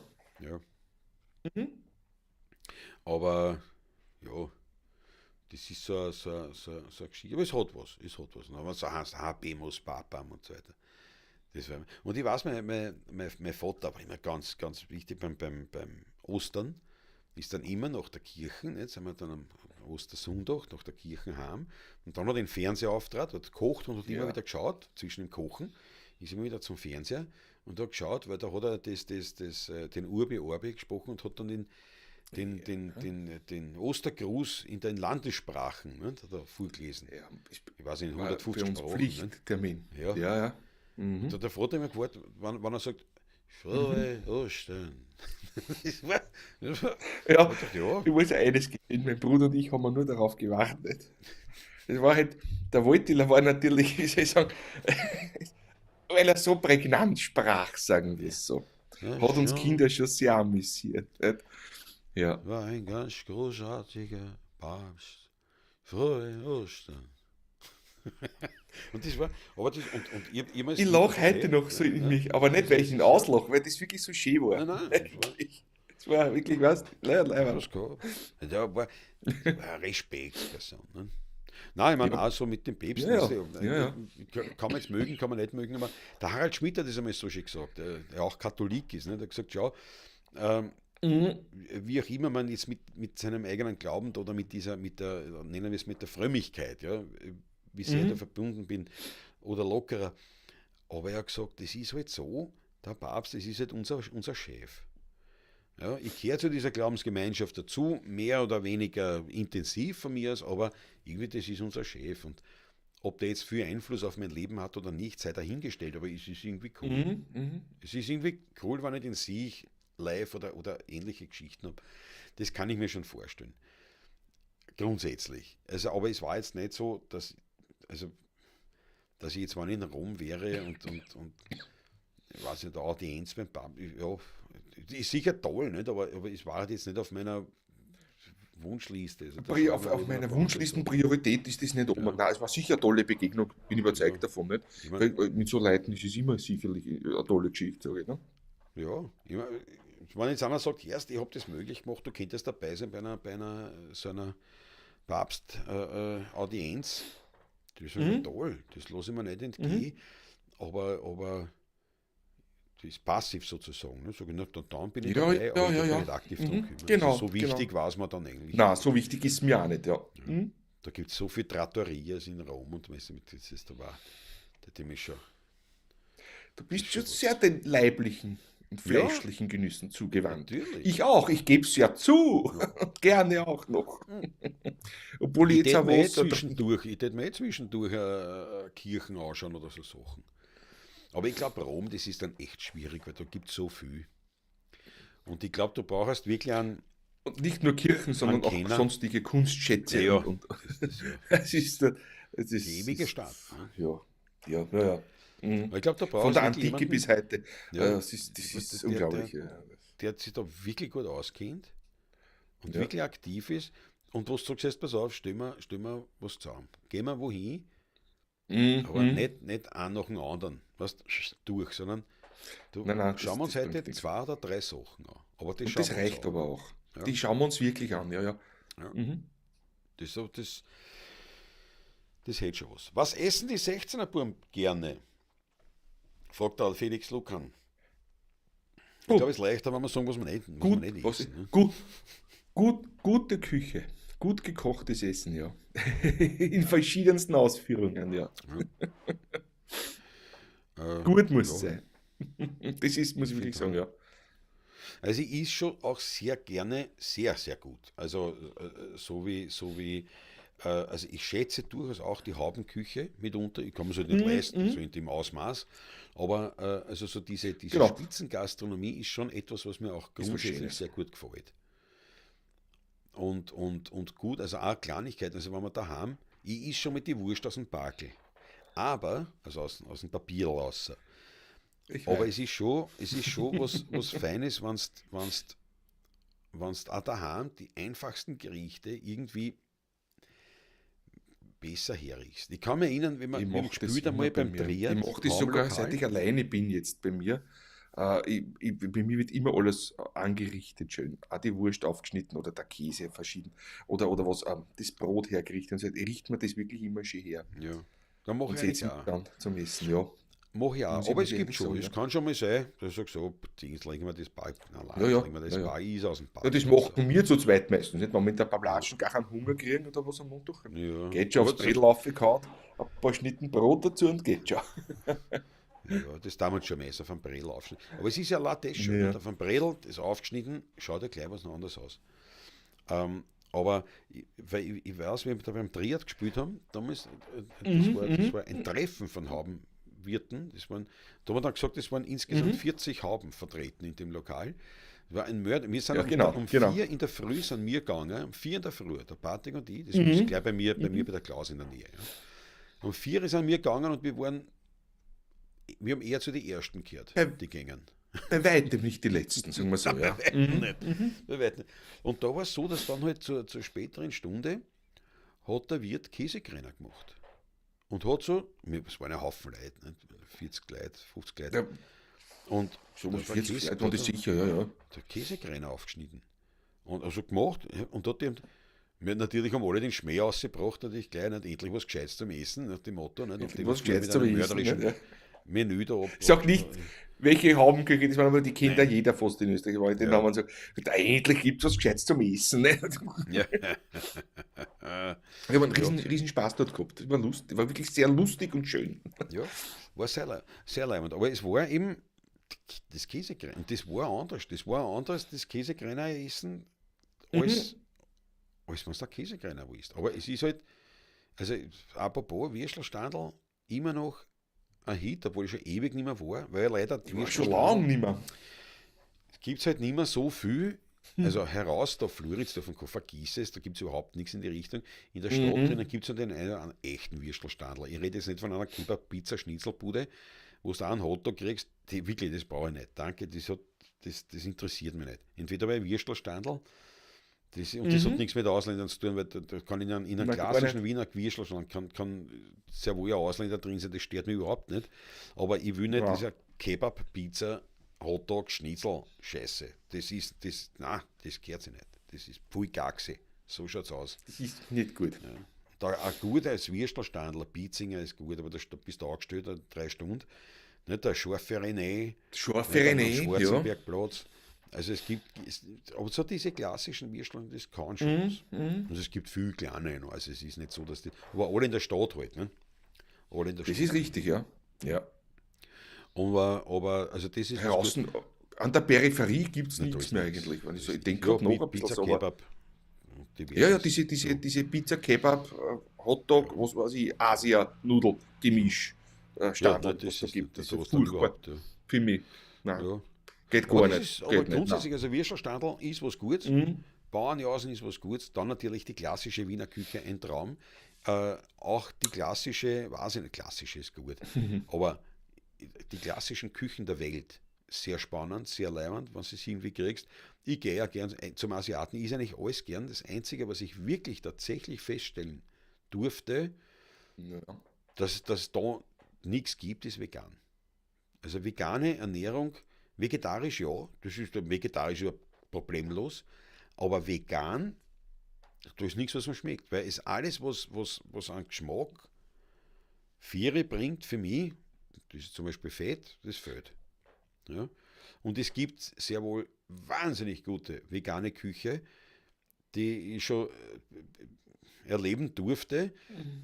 Die ist eh toll, aber da reden wir jetzt von 1, 2, 3 Speisen. Oder das war halt, das war wollte jetzt grad ganz sagen, nett, aber ich Ja. brauche nicht ein ganzes Leben. Also das, Die Auswahl der Speisen, der Geschmacksvielfalt leidet in der veganen Küche enorm. ja, Weil es ist relativ für mich eigentlich eine sehr fade Geschichte eigentlich. Da dient wahnsinnig. wirklich zum Teil nur mehr das Essen einfach zum Leben erhalten. Ja, Aber für mich gehört das Essen eigentlich, das ist weitaus mehr. Das ist eine Philosophie. so Das ist ist es. eine Religion ist ein Blödsinn, das ist es nicht, aber das ist übertrieben. Aber ich glaube, ihr wisst, was ich meine. Das Ja, ist ein Lebensinhalt, das ist was Schönes, das ist was an Viere hat auch, das tut gut. Und das kann man mit der veganen Küche mir nicht erklären, dass das genauso ist. ja, Ich kenne ein paar Veganer und so weiter, aber da ist das wirklich, das ist Nahrungsaufnahme, das dient quasi zum, dass man halt lebt. Nicht? Aber dass man ja. sich jetzt und genießt und das Essen als besondere Aussicht, hast bei Veganern fast nicht. Also das ist, ich möchte niemandem zu nahe treten, aber das ist meine persönliche Meinung. Nicht? Habe ich auch so Ich esse erlebt. nicht Ich jeden meine, Tag Fleisch, weil ich brauche es auch gar nicht. Äh, aber nur vegan, da scheiße dir aufs Leben. Also Entschuldigung, also, ja, jetzt so ist ganz wirklich hart herzlos. Ja. ausgedrückt, das ist, Ja, ich meine, das es wird schon was geben. Ich meine, es gibt ja in Indien einen nicht kleinen geografischen Bereich, äh, wo diese Hindus dort seit Jahrhunderten, Jahrtausenden vegan tatsächlich sich ernähren. vegan leben, ja, ja, ja Äh, klar, Das ist sicher andere Kuchel und da kannst du schon das agieren. kommt dazu. Oder es Mhm. gibt ja sehr berühmte, da zum Beispiel so eine asiatische, ich weiß nicht mehr aus welchem Land die ist, äh, ähm, eine Nonne, die ganz berühmt ist für ihre Küche, ne, das ist alles vegan. Mhm. Das hat Mhm. sicherlich ganz spezielle, tolle Sachen, aber Aber es ist nicht umsonst, ist schon hast möglich. du im veganen Bereich diese ganzen Fleischersatzprodukte, also wo ich mir ja echt denke, also wenn jetzt, also da gehört der Wickel nicht, da gehört der Wickel links, rechts ein Watschen runtergehauen, weil wenn du da Fleisch essen willst, dann iss eins und wenn du vegan leben willst, dann leb vegan, aber dann kauft er kein Fleischlaberl aus Mhm. irgendwelche Mhm. Sojaschnitzel, sondern dann Ja, ist ja. vegan. Dann lebt damit, dann lass es. Und wenn du sagst, naja, aber damit ich mich erleichtert tue, ne, weiß ich nicht. Ja. Das ist für mich kein Ding. Nicht. Das ist einfach, ja. Ja, Ja, die Hindus, genau, essen 80% essen kein Fleisch, sagt der Sprachblödsinn. ja, Das sehr. glaube ich, ja. Das ist dann, Ich aber da weiß ist auch, es sehr viel. der Jagdschütz Michael, ein lieber Freund von mir, der hat nach seinem Studium eine Weltreise getätigt und war davon, ich weiß nicht, ich glaube 2 Monate lang in Indien unterwegs und der hat sich dort vegetarisch ernährt eigentlich. Der hat dort kein Fleisch gegessen und ist mir aber dort auch nicht abgegangen, weil die Vielfalt des Obstes und der Früchte und auch des Gemüses, das dort wächst, einfach eine Aromenvielfalt bietet, das kennt man Ja, bei uns gar nicht. ja, Bis hin zu den Gewürzen, wie das alles war, mir ist das dort nicht angegangen, hat er gesagt. Also das war, und sonst eher auch der Fleischeslust nicht abgeneigter, der Michi, kennst du ja, den nein, das ist Jagdschütz. schon. Ich meine, schau, Und das war, ist natürlich was anderes, ja. wenn Mhm. man halt sagt, der Mensch hat sich entwickelt, das waren Jäger und Sammler, also ja, die waren Jäger in erster Linie, weil was hätten sammeln wollen? Was heißt denn Ich sammeln meine, wollen, ja, genau. das ganze Jahr über. Ich mein, Ja. was hätten sammeln wollen? Für das Biss, was es gegeben. In der Regel hat man gejagt. und hat sich vom Fleisch ernährt. Das ist schlicht und einfach, das ist ja so halt. Nicht? Ob das jetzt alles richtig ist und nicht, wie man heute damit umgeht, sei dahingestellt. Und dieses Maßlose ist sowieso ein Problem, aber da glaube ich, das ist dann wurscht. Das ist ein wirklich ein Problem. Ob Ja. es der Das Fleisch war wurscht, ist oder was du Obst. nimmst dann. Maßloser Obstkonsum könnte auch zur Leberverfettung führen. Unter Umständen, ja. aber Könnte es ihren ist- Blutzucker erhöhen. Ja. Aber wie gesagt, also essen einmal alles. Ne? Was? Hast du schon vergessen, wie ein Leberkass schmeckt aus einem Zeitungspapier, braver Georgscheurer? Gumprechts Leberkass von Gigerer, Sprachpolizei, ganz richtig.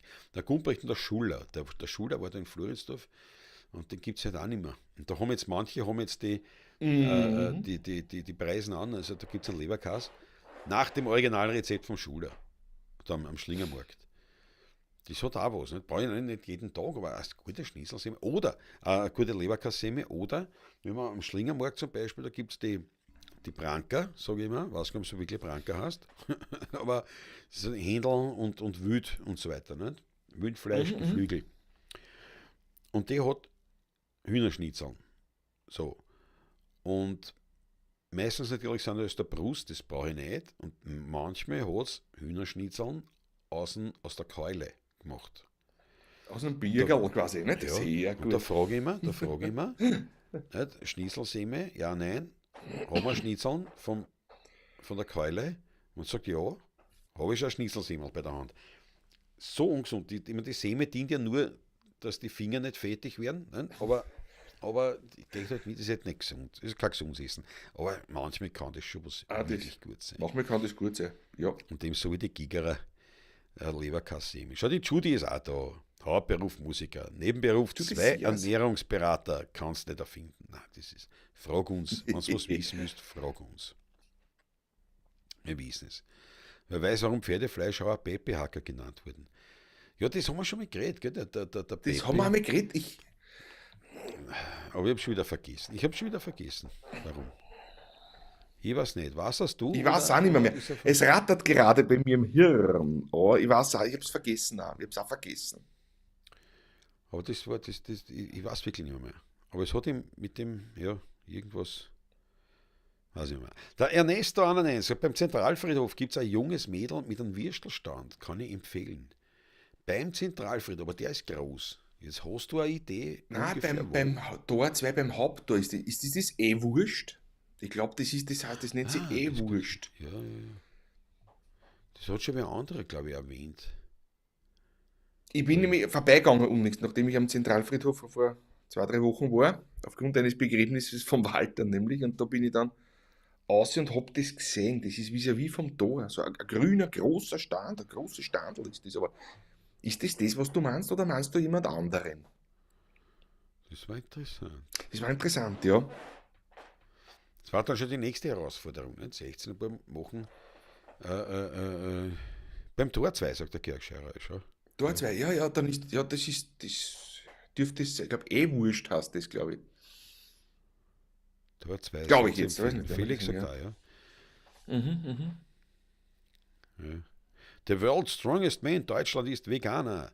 Der weiß, was er tut. Naja, solange er lebt, sicher. Es ist halt so, dass erstens einmal, du, wenn einer vegan lebt, es ist so, der Papst für vegane Lebensweisheiten, der Rüdiger Dahlke zum Beispiel, Und der Georg Schnitzer zum Beispiel, auch Dr. Schnitzer, ne? Ja, das ist also einer. aber der Dahlke sagt halt, ja, aber er supplementiert. Ja? Er supplementiert das, was er halt mit Fleisch und reinkriegt. Dann kann es nicht natürlich sein. Tut mir leid. Das Dann kann ist, nicht natürlich ja, sein. genau. Das ist Ich glaub- das ist der Hauptpunkt bei mir nämlich dabei Ja. eigentlich gewesen, ja. Du Aber hast ich dich auch glaub- einmal vegetarisch ernährt, nämlich einmal Ich 2 habe Jahre. mich ich kann mich erinnern. 2 Jahre. Ich habe gesagt, ich will das Und meine machen. Ex-Frau, die Yvonne, nämlich auch. Ja. Über Jahre und dadurch kenne ich mich da schon ein bisschen aus, weil ich da schon mitgemacht auch dabei und mit damit viel beschäftigt habe. Ne? Ja. Und dann haben wir gedacht, jetzt, wenn ich mit durch die Nahrung alleine nicht alle Stoffe dem Körper zuführen kann, die er braucht, ist die falsche Ernährung für mich. Du, wenn einer, Für mich persönlich, muss ich sagen. Ja. ja, ich meine, ich habe diese 2 Jahre vegetarisches Leben habe ich dann aufgehört, weil man dachte, mir ist es so blöd, weil es jetzt eigentlich eine reine politisch-religiöse Angelegenheit ist und nichts mit Medizin und Gesundheit zu tun hat. Weil egal mit wem, es war da, es ist jetzt eine Mhm. Zeit aber auch her, wo du leider auch nirgendwo was gekriegt hast. Gescheit. Ja. Also Das, das das stimmt, das nicht so stimmt. wie heute. Heute wird alles nachgeschossen. Heute kriegst in jedem Ja. Lokal kriegst du was Veganes. Interessanterweise sind die veganen Lokale aber nicht so offen und so tolerant, dass ich sagen, wenn eine Gesellschaft kommt, dass ich zumindest für die paar Fleischesser ein, zwei Gerichte habe mit Fleisch. So weit gehen wir nicht. Ne? Ich erfordere zwar, dass jedes Wirtshaus muss irgendwas Veganes anbieten, aber nicht, weil wenn ich komme und wir sind eine Gesellschaft und da sind zwei Mhm. Veganer Mhm. dabei, dass die auch was zum Essen kriegen. Und wenn du aber mit einer gleichen Gesellschaft und sagst, so, jetzt gehen wir in ein veganes Lokal, aber ich bin Fleischesser, hätte man gesagt, das gibt es dort nicht.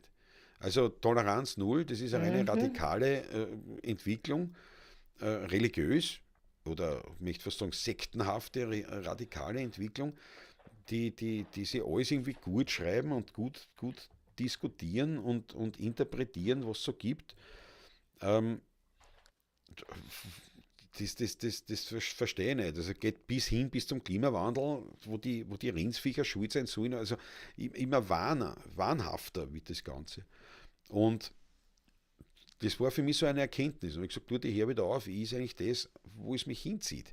Aber es hat schon auch seine Vorteile gehabt, insofern, Ja. dass du bewusster wirst. Ja? Dass du einfach sagst, naja, Mhm. ich meine, das, was sich da anspielt mit dieser Massentierhaltung und diese, also da irgendwo, da ist schon, also da, da verzichte ich gern auf das eine oder andere Schnitzel und sage, es gibt halt weniger oder seltener Fleisch, ähm, Ja, genau. Ja, weil die genau. Sachen nicht notwendig sind. Nicht? Ja. Aber grundsätzlich denke ich, man soll jeder machen, was er will und die einzigen, die sich da aber echauffieren und die ganze Zeit irgendwelche belehrenden Worte aufbringen wollen, sind die Veganer. Und vegan, ich verstehe es halt nicht. Es ist halt, wie der lustige Hermann immer so schön gesagt hat, vegan sein verstehe ich nicht, weil ich schaue mir Porno auch nicht im Radio an. Das ist es so. Ja, ja, ja. Was haben wir da? Also wie gesagt, und dann kommt dazu, der World's Strongest Man, ja, schauen wir mal, wie lange er lebt. Weil das ist auch so, ich kenn persönlich keinen einzigen Alten, der vegan gelebt hat. Ich kenne keinen. Und es ist auch, wenn du da ausschaust, ich mein, die Tendenz ist nicht so neu. Nicht? Man, Hitler war Vegetarier. Also das ist jetzt nicht so, dass diese Ernährungsform Na, besonders na, neu na, ist. Ja? na, überhaupt nicht, gar nicht. Aber es gibt, und die schauen alle, es tut mir leid, ne, alle nicht, aber die meisten Veganer, die ich kenne, schauen krank aus. Tut mir leid, die schauen nicht gesund aus. Veganer Ich muss meine, ich sagen, ja, ja. das ist dann wieder Vegetarier das, nicht, Veganer ja. Mhm. ja, bei Vegetariern habe ich weniger. Aber das ist so wie Alkoholiker. Die schauen nicht gesund aus. Nicht gesund aus, ne? Das siehst du und Ja. das tut genauso. Ich Mhm. weiß nicht. Und wie gesagt, jetzt schauen wir mal, wie lange sie leben, weil die ganzen super Ernährungsdings und Babes, die sind alle schon gestorben. Also viele. Also relativ jung. Was jetzt auch nichts heißt, aber trotzdem, ist mit Vorsicht zu behandeln. Der Sprachpolizei klärt jetzt auf. Pepe ist ein wienerisches Synonym für Perücke, ja. Aus den Rossschweifhaaren wurden im alten Wien die Ah, billigen Perücke gefunden. jawohl. Aus Ja, die Rosa aus die Schwaf, ja. dann muss ich dazu Mhm. natürlich einen Schweif abhaken, das war's. Also doch mit Pepe mit der Perücken. Ja. Aus den Pferdeschweifen hat man Perücken gemacht. Mensch, Pepe und der Herr Pephacker, sorry, dass der Tour Ja, kaputt. Der Felix ja. Drucker hat das auch gewusst. Ja. Ja, genau, ist das, was man schmeckt. Jeder wie er will. Genau, Raffi. Und das habe ich zum Beispiel schon gelernt, wie ich da vegetarisch gelebt habe, ähm, dass man natürlich da auch in eine Falle tappen kann. Dass man sagt, das, was man schmeckt, ist jetzt die Frage, das, was da wirklich schmeckt oder das, Ha. was da die Industrie sozusagen schmackhaft macht. Das ist die Das ist Frage. wirklich eine Gefahr. Ja? Und dieses Bewusstsein, glaube ich, das müssen wir schon lernen. Also es ist nicht, definitiv nicht, das Vegane, Vegetarische zu verteufeln, im Gegenteil, aber es ist auch nicht als seligmachend. Nicht? Weil jetzt sind es Das glaube ich auch, aktuell, ja. ist eher die Tendenz, die wissenschaftliche dahin, dass man sagt, naja, nicht vegan Fleisch, das ist nicht das Problem, die Gluten sind das Problem, der Weizen, diese hochgezüchteten Getreidesorten. Also Gluten und egal Glutein, was was da, ist, das ja, ist das Problem. Ja, es ist man immer was findet anderes. immer. Es Ja, ist, ja.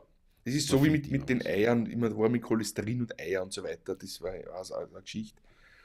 Hat man auch lange revidiert schon wieder und ich kann mich erinnern, noch vor 20, Ja, 25 Jahren. früher 2 Wochen War das 2 eine Jahre in der Geschichte. Woche hat es 2 in geheißen. der Woche und so Geschichten. Ja. Jetzt sagen sie ganz 4, 5 am Tag, aber es war sogar fast empfohlen. Nicht? Also, Ja, ja. Genau. veganer Geschlechtsverkehr Es soll, ist, weil fleischlos auch nicht lustig sein. Ja, ja, ziemlich trockene Angelegenheit. Ja. Ich esse sowieso nichts in einer Hitten, wo Fleisch verarbeitet wird, sagt die Judy. Ja. Sauf ich 2 Achtel mehr, rauche Zigarren und gut ist. Bravo.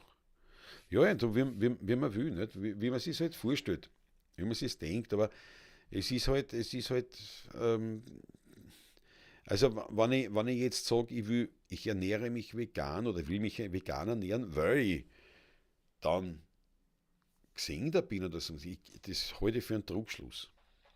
Weil das, und fürs Weltklima, na, dann bist du sowieso steppert. Also dann tut mir leid, dann kann man die nicht ernst nehmen. Man sagt, wegen dem Weltklima, wegen die Rinder. Ne? Ja, aber ja. Schau, 30 Jahre Vegetarierin.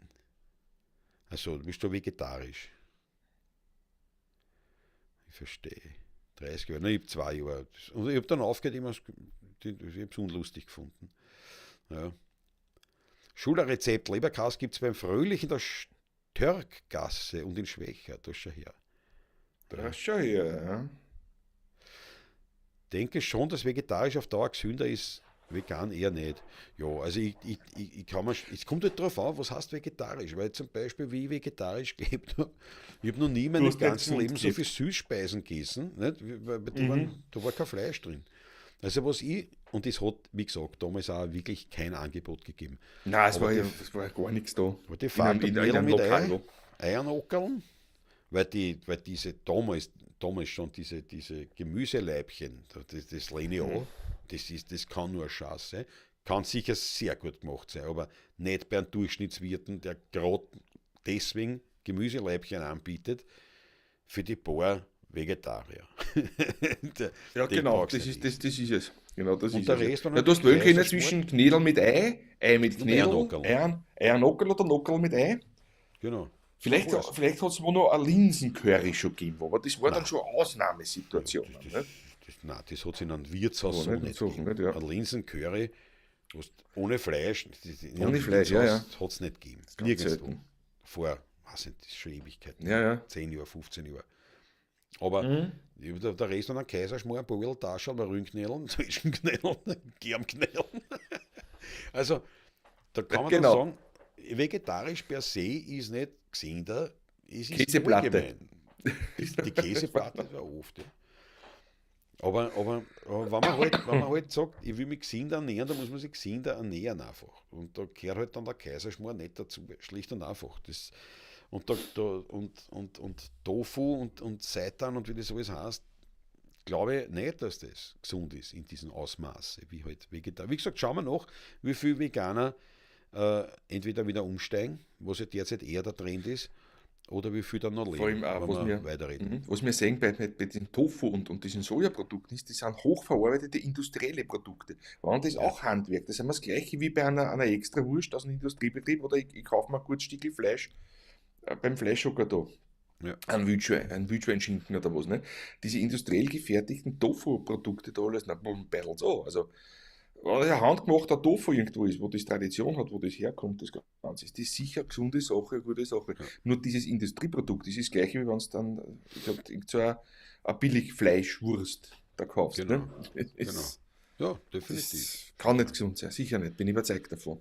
Der Raffi bringt es auf den Punkt. Das fertige Hm? Klumpert mag ich nicht. Richtig. Wie der Ossi Oswald auch sagt, Ja, frisch kochen ist das Wichtigste. In der Tiefkühltheke im Supermarkt zum Beispiel findet sich ausschließlich Sondermüll. Ausschließlich würde ich nicht sagen. Zum Beispiel, was ich ausschließlich schon nicht, ne? schätze, in der Tiefkühltheke, aber ich weiß, was du meinst, gebe ich dir vollkommen recht, tatsächlich dieses tiefgefrorene Gemüse mitunter, also so wie zum Beispiel, weiß ich nicht, das ist dann ja zum Beispiel im Iglo oder das Machfeldgemüse, nicht, das ist dann ja vom Feld, also frischer geht nicht mehr. Das dann sofort Mhm, tieffrieren, mhm. das geht, aber so diese Fertiggerichte, ganz deiner Meinung, da ist wahrscheinlich Sondermüll noch der Ja, da, bravste Begriff, den man dazu mhm, bringen mhm. kann. Ja, definitiv. Schaut der Sprachpolizei, fällt jetzt einspurig in meine steirische Botanik. Hoffentlich fahre ich nicht duschen auf der A2, ja, hoffe für die. Weiß ja, Na, wie es wieder hoffentlich, wird. ja. Naja, am Wochenende besser, aber heute glaube ich noch nicht. Unbeständig heute noch, gerade im Ja, Süden noch. Ja, ja. Aber gute Fahrt, schön, dass du dabei bist. Wir werden eh dann gleich Schluss machen auch. ja, ich habe noch Ja, ein straffes Programm vor mir. ja, ja. Aber Judy Austria, äh, Gesundheitsdaten von Menschen mit 60 plus, fast alle brauchen Pulvern, liegt nur am Lebensstil, sicher. Das wird schon stimmen. Aber ob es tatsächlich nur an der Ernährung liegt oder am Fleisch, sagen wir mal so, am Fleischkonsum oder nicht, das sei dahingestellt. Ich glaube, das große Problem ist eher Mhm. das, was der Ossi auch schon angesprochen hat und der Raffi, das ist das Klumpert, diese hochverarbeiteten, industriell verarbeiteten Lebensmittel. Ich glaube nicht, dass es da darum geht, wie viel Fleisch, wahrscheinlich nicht einmal, auch wie der Ossi schon geschrieben hat, mit den Gluten, nicht einmal wie viel Weizenmehl, sondern es ist ja der Unterschied, ob ich halt ein Bauernbrot ist am Land, wirklich original von Mhm. meinen Nachbarn, Ja, ja. oder, oder einfach ein 30 Cent Semmel, ein Semme vom Lidl oder keine Ahnung. Das ist einfach, das sind so ein paar Schuhe und wenn du das ganze Ja, Leben ist es natürlich so so. fährst, dass du immer so das isst, ich glaube, dass das ihm dass das ein Problem ist, in erster Linie. Und nicht, ob ich jetzt Fleisch gegessen habe oder nicht. Das denke ich, eben weil man kann qualitativ hochwertig arbeiten und wenn du dem anschaust, gerade zum Beispiel sehr, sehr viele alte Bauern, ich kenne einige alte Bauern, die Mhm. sind 80 plus, essen auch kein Pulverl, aber wenn du anschaust, was sie essen, denkst du, na, das wundert mich, dass der noch Ja, lebt. Aber das ja. ist halt, ja, geht. Ne? So viel Gesöchts, was die reingefressen haben in ihrem ganzen Leben. Und Erdäpfel.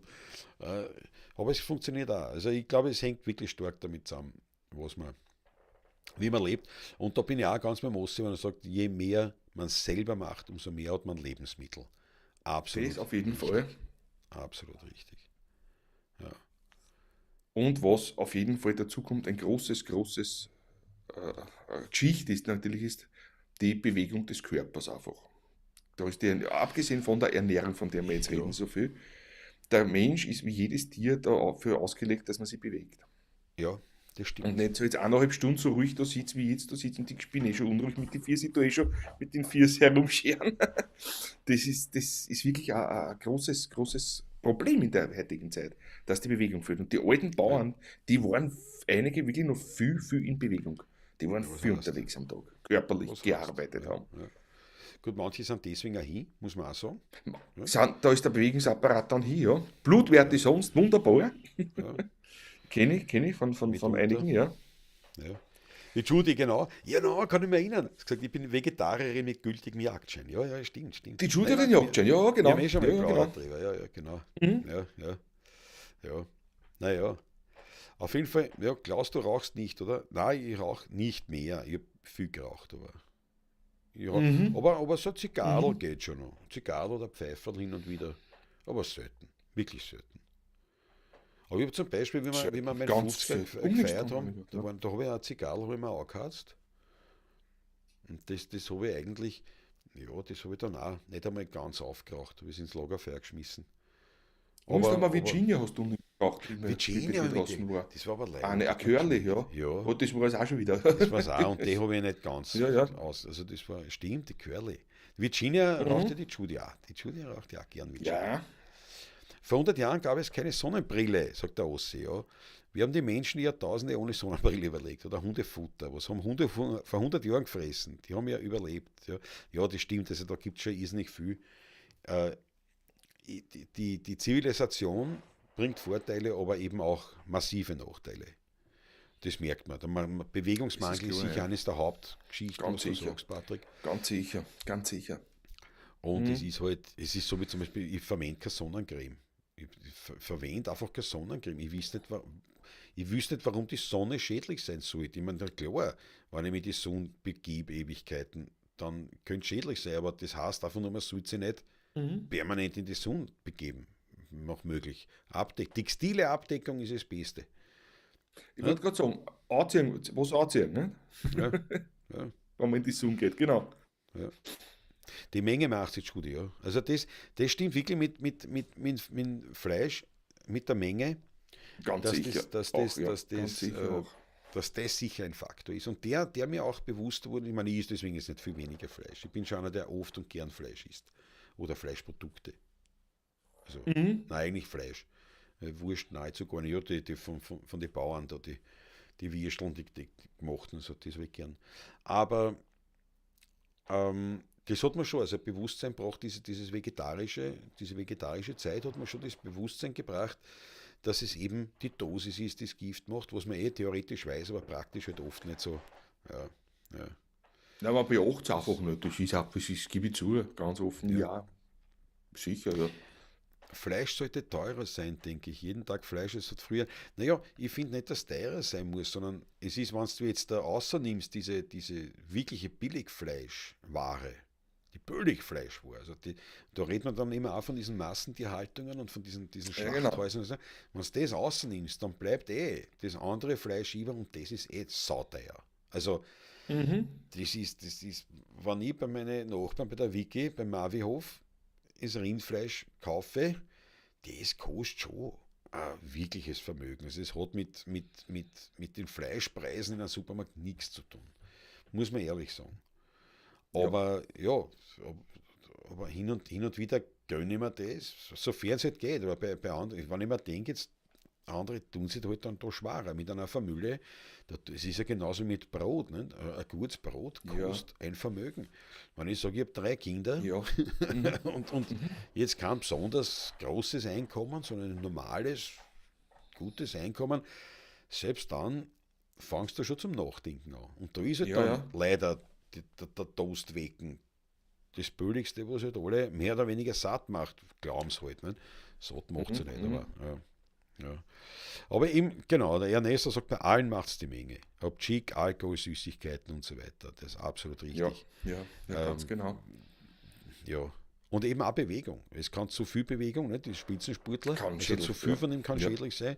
Zu Ja, die wenig auf jeden Fall. Spitzensportler ist ein gutes Beispiel. Schau dir die an, das ist ja, es ist furchtbar, wie die in unserem Alter dann mit 45, 50 dahergehen manche, weil Ja, einfach der Körper völlig abgenützt ist, natürlich. Die ja. Gelenke, Muskeln, Sehnen und sonstiges, ja. Der Sprachpolizei sagt, die Burg am Strand, kein Sonnenbrand. Ja, das stimmt. Das ist der Vorteil. Nur der Punkt ist zum Beispiel für mich, der Mensch ist sicher nicht gemacht dafür, dass er am Strand liegt, in der Sonne. Es gibt Menschen, die machen das gern, sollen es machen, aber Mhm. das ist sicher nicht vorgesehen. Der Mensch sucht automatisch den Schatten und legt sich nicht in die pralle Sonne am Strand. Das ist nicht, das ist Zivilisation. Das ist etwas Ja, ja. Verrücktes, finde ich. Mhm. Man kann man Mhm. halt machen. Und ich meine, die Sonnencreme erlaubt das natürlich dann auch. Eher nur. Nur ich kann mich erinnern, als Kind, ich bin eingeschmiert nur mit der depperten Sonnencreme. Ja, Also ja, in einer ja. halben Stunde habe ich einen Sonnenbrand gehabt. Das hat nie, Na der gut, Scheißdreck hat auch nie geholfen. Also gefühlsmäßig. Ich wäre halt mhm. länger so eine halbe Stunde oder so Sonnenbrand habe ich gewesen nicht sein. oft gehabt. Ja, ja, Ich ja, schaue eh nicht, immer. eh nicht. Aber du, ich bin zum Beispiel vom Typus her, ich sitze im Schatten, in der Früh ich gehe raus, setze mich in den Schatten, Ja, Kaffee ja, ja, ich weiß, ich und weiß. ich habe einen Sonnenbrand. Was du meinst, ja, ich weiß, Ich ich war, kenne ich war das bei nicht dir, eine ja. Wir kennen Sekunde in uns der lang Sonne, genug, ja. aber ich habe einen Sonnenbrand, also eine Mhm. Rötung, sagen Mhm. wir so. Na gut, Ja, ja. hol wir dann auf, meistens halt jetzt das Aloe Vera Gel, nicht? Aloe So Vera rein, hilft immer. super. Oder eben Ja, auch super. was die jetzt Mhm. einschmierst, das habe ich auch gemerkt, habe ich auch gute Erfahrungen gemacht mit dem Kokosöl. Das, Mhm. das kostet nichts, da ist keine Chemie drin, das ist ein reines Genau. Ding. Und du bist ein bisschen besser drauf. Und wirklich in die Sonne begebe ich mich nicht. Das ist einfach nicht dauerhaft. Und eben so am Strand liegen. Aber da war die Burg nicht so blöd in Wahrheit. Ja. Schau, der Ossi backt sein Brot selber. Ja, Großartig. Ich bin ja Gott sei Dank sehr gut versorgt mit meinem Bäcker des Vertrauens. Ich vorgestern wieder in Polsdorf bei der Huglerei mit wunderbaren Sauerteigbrot. Ein ja, Roggen-Dinkel-Mischbrot mit nur Natursauerteig gebacken. ja. Fantastisch. Großartig. Aber wenn du jetzt eine 5-, 6-köpfige Familie mit dem Brot versorgen willst, mit Kindern, wird es schwierig, wenn du nicht Spitzen verdienen Glaube ich auch. willst. Den Glaube eine ich auch. Lab Brot in der Woche, was ich brauche, oder nicht einmal auf den kann ich mir leisten, ja, aber, aber Ja. sonst, das Ich habe jetzt ein kostet bisschen, was, ja. Ich habe jetzt ein bisschen angefangen, das zu backen. Aber jetzt habe ich noch mit Buchweizenbrot. Ich so ein bisschen herumprobiert, mit so Alternativen. Es ist teilweise leibend, teilweise ist es Mit halt Haden quasi, mit was das. Haden. Ja, ja, ja. Mhm. Und ich mein, genau, ein schattiger Fensterplatz in der Kneipe ist mir lieber. Genau das ist der Punkt. Genau das ist der Punkt. Ich sitze lieber beim Wirten im Schatten als am Strand. Das ist die Hölle, das ist ein Höllengedanke. Man sagt so, jetzt haben wir 3 Stunden Zeit, da ist Ja. von mir ist ein Mhm. Sonnenschirm, da ist die Liege am Strand, da leg dich jetzt hin. Ja, Alter, Ja, sicher nicht. nein, ich auch nicht. Brauche ich nicht. Nein. Mhm. Ja. Dinkel Natursauerteig. Ja, das möchte ich jetzt auch. Also Natursauerteig möchte ich jetzt auch probieren. Also ein bisschen habe ich da, möchte ich da reinschnuppern in diese Brotbackwaren, sagen wir es mal so. Das ist schon, ja. Und ich glaube halt auch, das ist ja so wie mit Zucker. Zucker verwende ich eigentlich gar nicht mehr, fast nur mehr Honig, Mhm. wenn nicht was Süße. Und das ist halt auch so, ich denke mir halt auch, wann ist schon Zucker? Oder was, dann halt einmal eine Creme schnieten. Weißt, oder was sowas. Ja, da waren immer, ja, Das ja, Adventure genau, ja, war Titanic schon, dann was du erste meinst, ja. Klasse. Ne? Ich Einmal eine brauche schöne nicht, weil, Portion Bovildatschkel oder so. Mhm. ja, du Mhm. sagst so, jetzt Genau, ja, gebe ja. ich mir das. Ja, Aber ja, das genau. einmal in der Woche oder so. Ne? Ja, ja, genau. Also die eben Heute ist mal vier Baller Schinken, nicht? Oder das fünf. ja, Mache ich mir einmal. ja, Ja, alle 2 Wochen, 3 Wochen vielleicht. Na ja. ja. Einmal im Monat. Ja, aber so, ich weiß genau, was du meinst. Bin ich ganz bei dir. Mhm. Ja, der Oswald, der Ossi Oswald und ich, wir sind, glaube ich, Brüder im Geiste. Am Strand liegen, eine Strafe, die ich nur unter körperlichem Zwang erleben würde. Der Ja, verstehe Körper, dich. ja, na, körperlicher Zwang, ja, das muss ein überwältigender Zwang sein. Also da muss ich, da muss nicht einmal ein Fünkchen Wehrhaftigkeit mehr möglich sein. Dann würde ich halt am Strand liegen. Mhm. Ja. Also, aber ja, undenkbar für mich. Undenkbar. Na, Undenkbar. Aber gut. Es ist ja der Backwaren, bravo Judy. Lass uns gut sein, heute werden wir nicht Gefahr laufen, einen Sonnenbrand zu erleiden. Heute spielen wir noch beim Dornröschenkeller. Da wird eher das ja, Problem sein, dass vielleicht ein bisschen über die Stränge geschlagen wird, was den Wein betrifft. Bei mir, bei dir nicht. bei Du mir bist nicht, Fahrer. ja. Mhm. Mhm. Ansonsten, das Wochenende schaut schön aus. Da spielen wir nicht. Gell? Am Wochenende spielen wir nicht. Da haben wir nichts. Morgen spielen wir noch. Samstag noch. Ah Freilich, ja, morgen. morgen spielen wir, machen Morgen. wir doch eine Was spielen liebe wir denn morgen? Geburtstagsfeier. Beim Vorgästel Huber aber privater Ah ja, Natur eine genau. Geburtstagsfeier, sagen wir mal. Genau. Und Zum Sonntag Mittag. ist der Muttertag. Zum Mittag um 14 Uhr, glaube ich. Ja, ja, für Ja. 2 Stunden ganz gemütlich bei lieben Leuten. Freue Ja, mich schon sehr drauf. absolut. Montag, Am Abend Sonntag ist werde ich ja dann, Muttertag. am Abend mache ich dann meine Lieblingsfreizeitbeschäftigung und nicht lachen jetzt da. Ich gehe einmal wieder privat zum Heirigen. Bravo. Weil meine Frau Mama natürlich auch heraus ist. Die kommt ja heute am Abend auch in den Donnerwissenkeller und fährt dann gleich mit meinem mein Bruder, da meine Schwägerin, der am Abend so. Und meine Mutter wird dann gleich mitgenommen nach Kettlersbrunn und morgen am Abend schauen wir dann, glaube ich, es ist geplant, ich weiß nichts, aber dass wir am Abend noch zum Heirigen nach Mistelbach, zu Alex, zur Familie Hager schauen. Bravo. Alle zusammen. Auf einen Bravo. Hüpfer, ja Lass quasi. das hochleben, die Mamschi. Lass das hochleben. Natürlich. Ja, ich werde auch. Also am Sonntag werde ich dann meinen Bruder Also meine Mutter aufsuchen. hat ja Geburtstag gehabt letzte Woche und jetzt ist Auch. Muttertag. Auch das fällt immer so zusammen bei meiner Mutter. Ja. Das ist sehr praktisch, Mama, gell? Ja, absolut. Ja, ich habe ja heute die Gelegenheit auf jeden Fall, ich meine, weiß ich nicht, ob es jetzt zuschaut, aber auf jeden Fall heute am Abend kann ich ja dann beim Donnerweschenkiller die persönlichsten Glückwünsche zum Geburtstag nachreichen. Und ja, und am Sonntag werde ich dann auch bei meinem Bruder mich einfinden mit meinem Munkelein, weil dort Mhm. wird meine Frau Mama ebenfalls grillage-technisch und hoffentlich wie auch ordentlich versorgt. Das ist eh klar. Ah ja, bin beim Thomas überzeugt davon sogar. Aber ja, sicher, absolut. So, ähm, ein gesegnetes und vor allem keusches Wochenende wünsche ich euch allen. Na bravo, erst Osse, das schauen wir mal, was wird. Schauen wir mal, was wird. Ja, na gut, also wir wünschen euch ebenfalls einen wunderschönen äh, Tag und ein schönes Wochenende, einen herrlichen Muttertag an alle Mütter natürlich, alles Gute. Schaut, dass eure Baumgarten sie zusammenreißen und brav zu euch sind. Und, Ja, der, und wir freuen uns nächste Woche natürlich wieder auf ein paar Latschen am Montag 20:15 Uhr, wie eh und je. Hier im Studio Donaufeld wird das vonstatten gehen. Und ja, in diesem Sinne, schönes Wochenende. Pfiat euch gut, Papa. Macht's es gut, gehabt euch wohl, habt eure Mutti lieb, aber nicht nur das Wochenende, sondern immer, gell? Aber am Sonntag im Speziellen. Viert euch!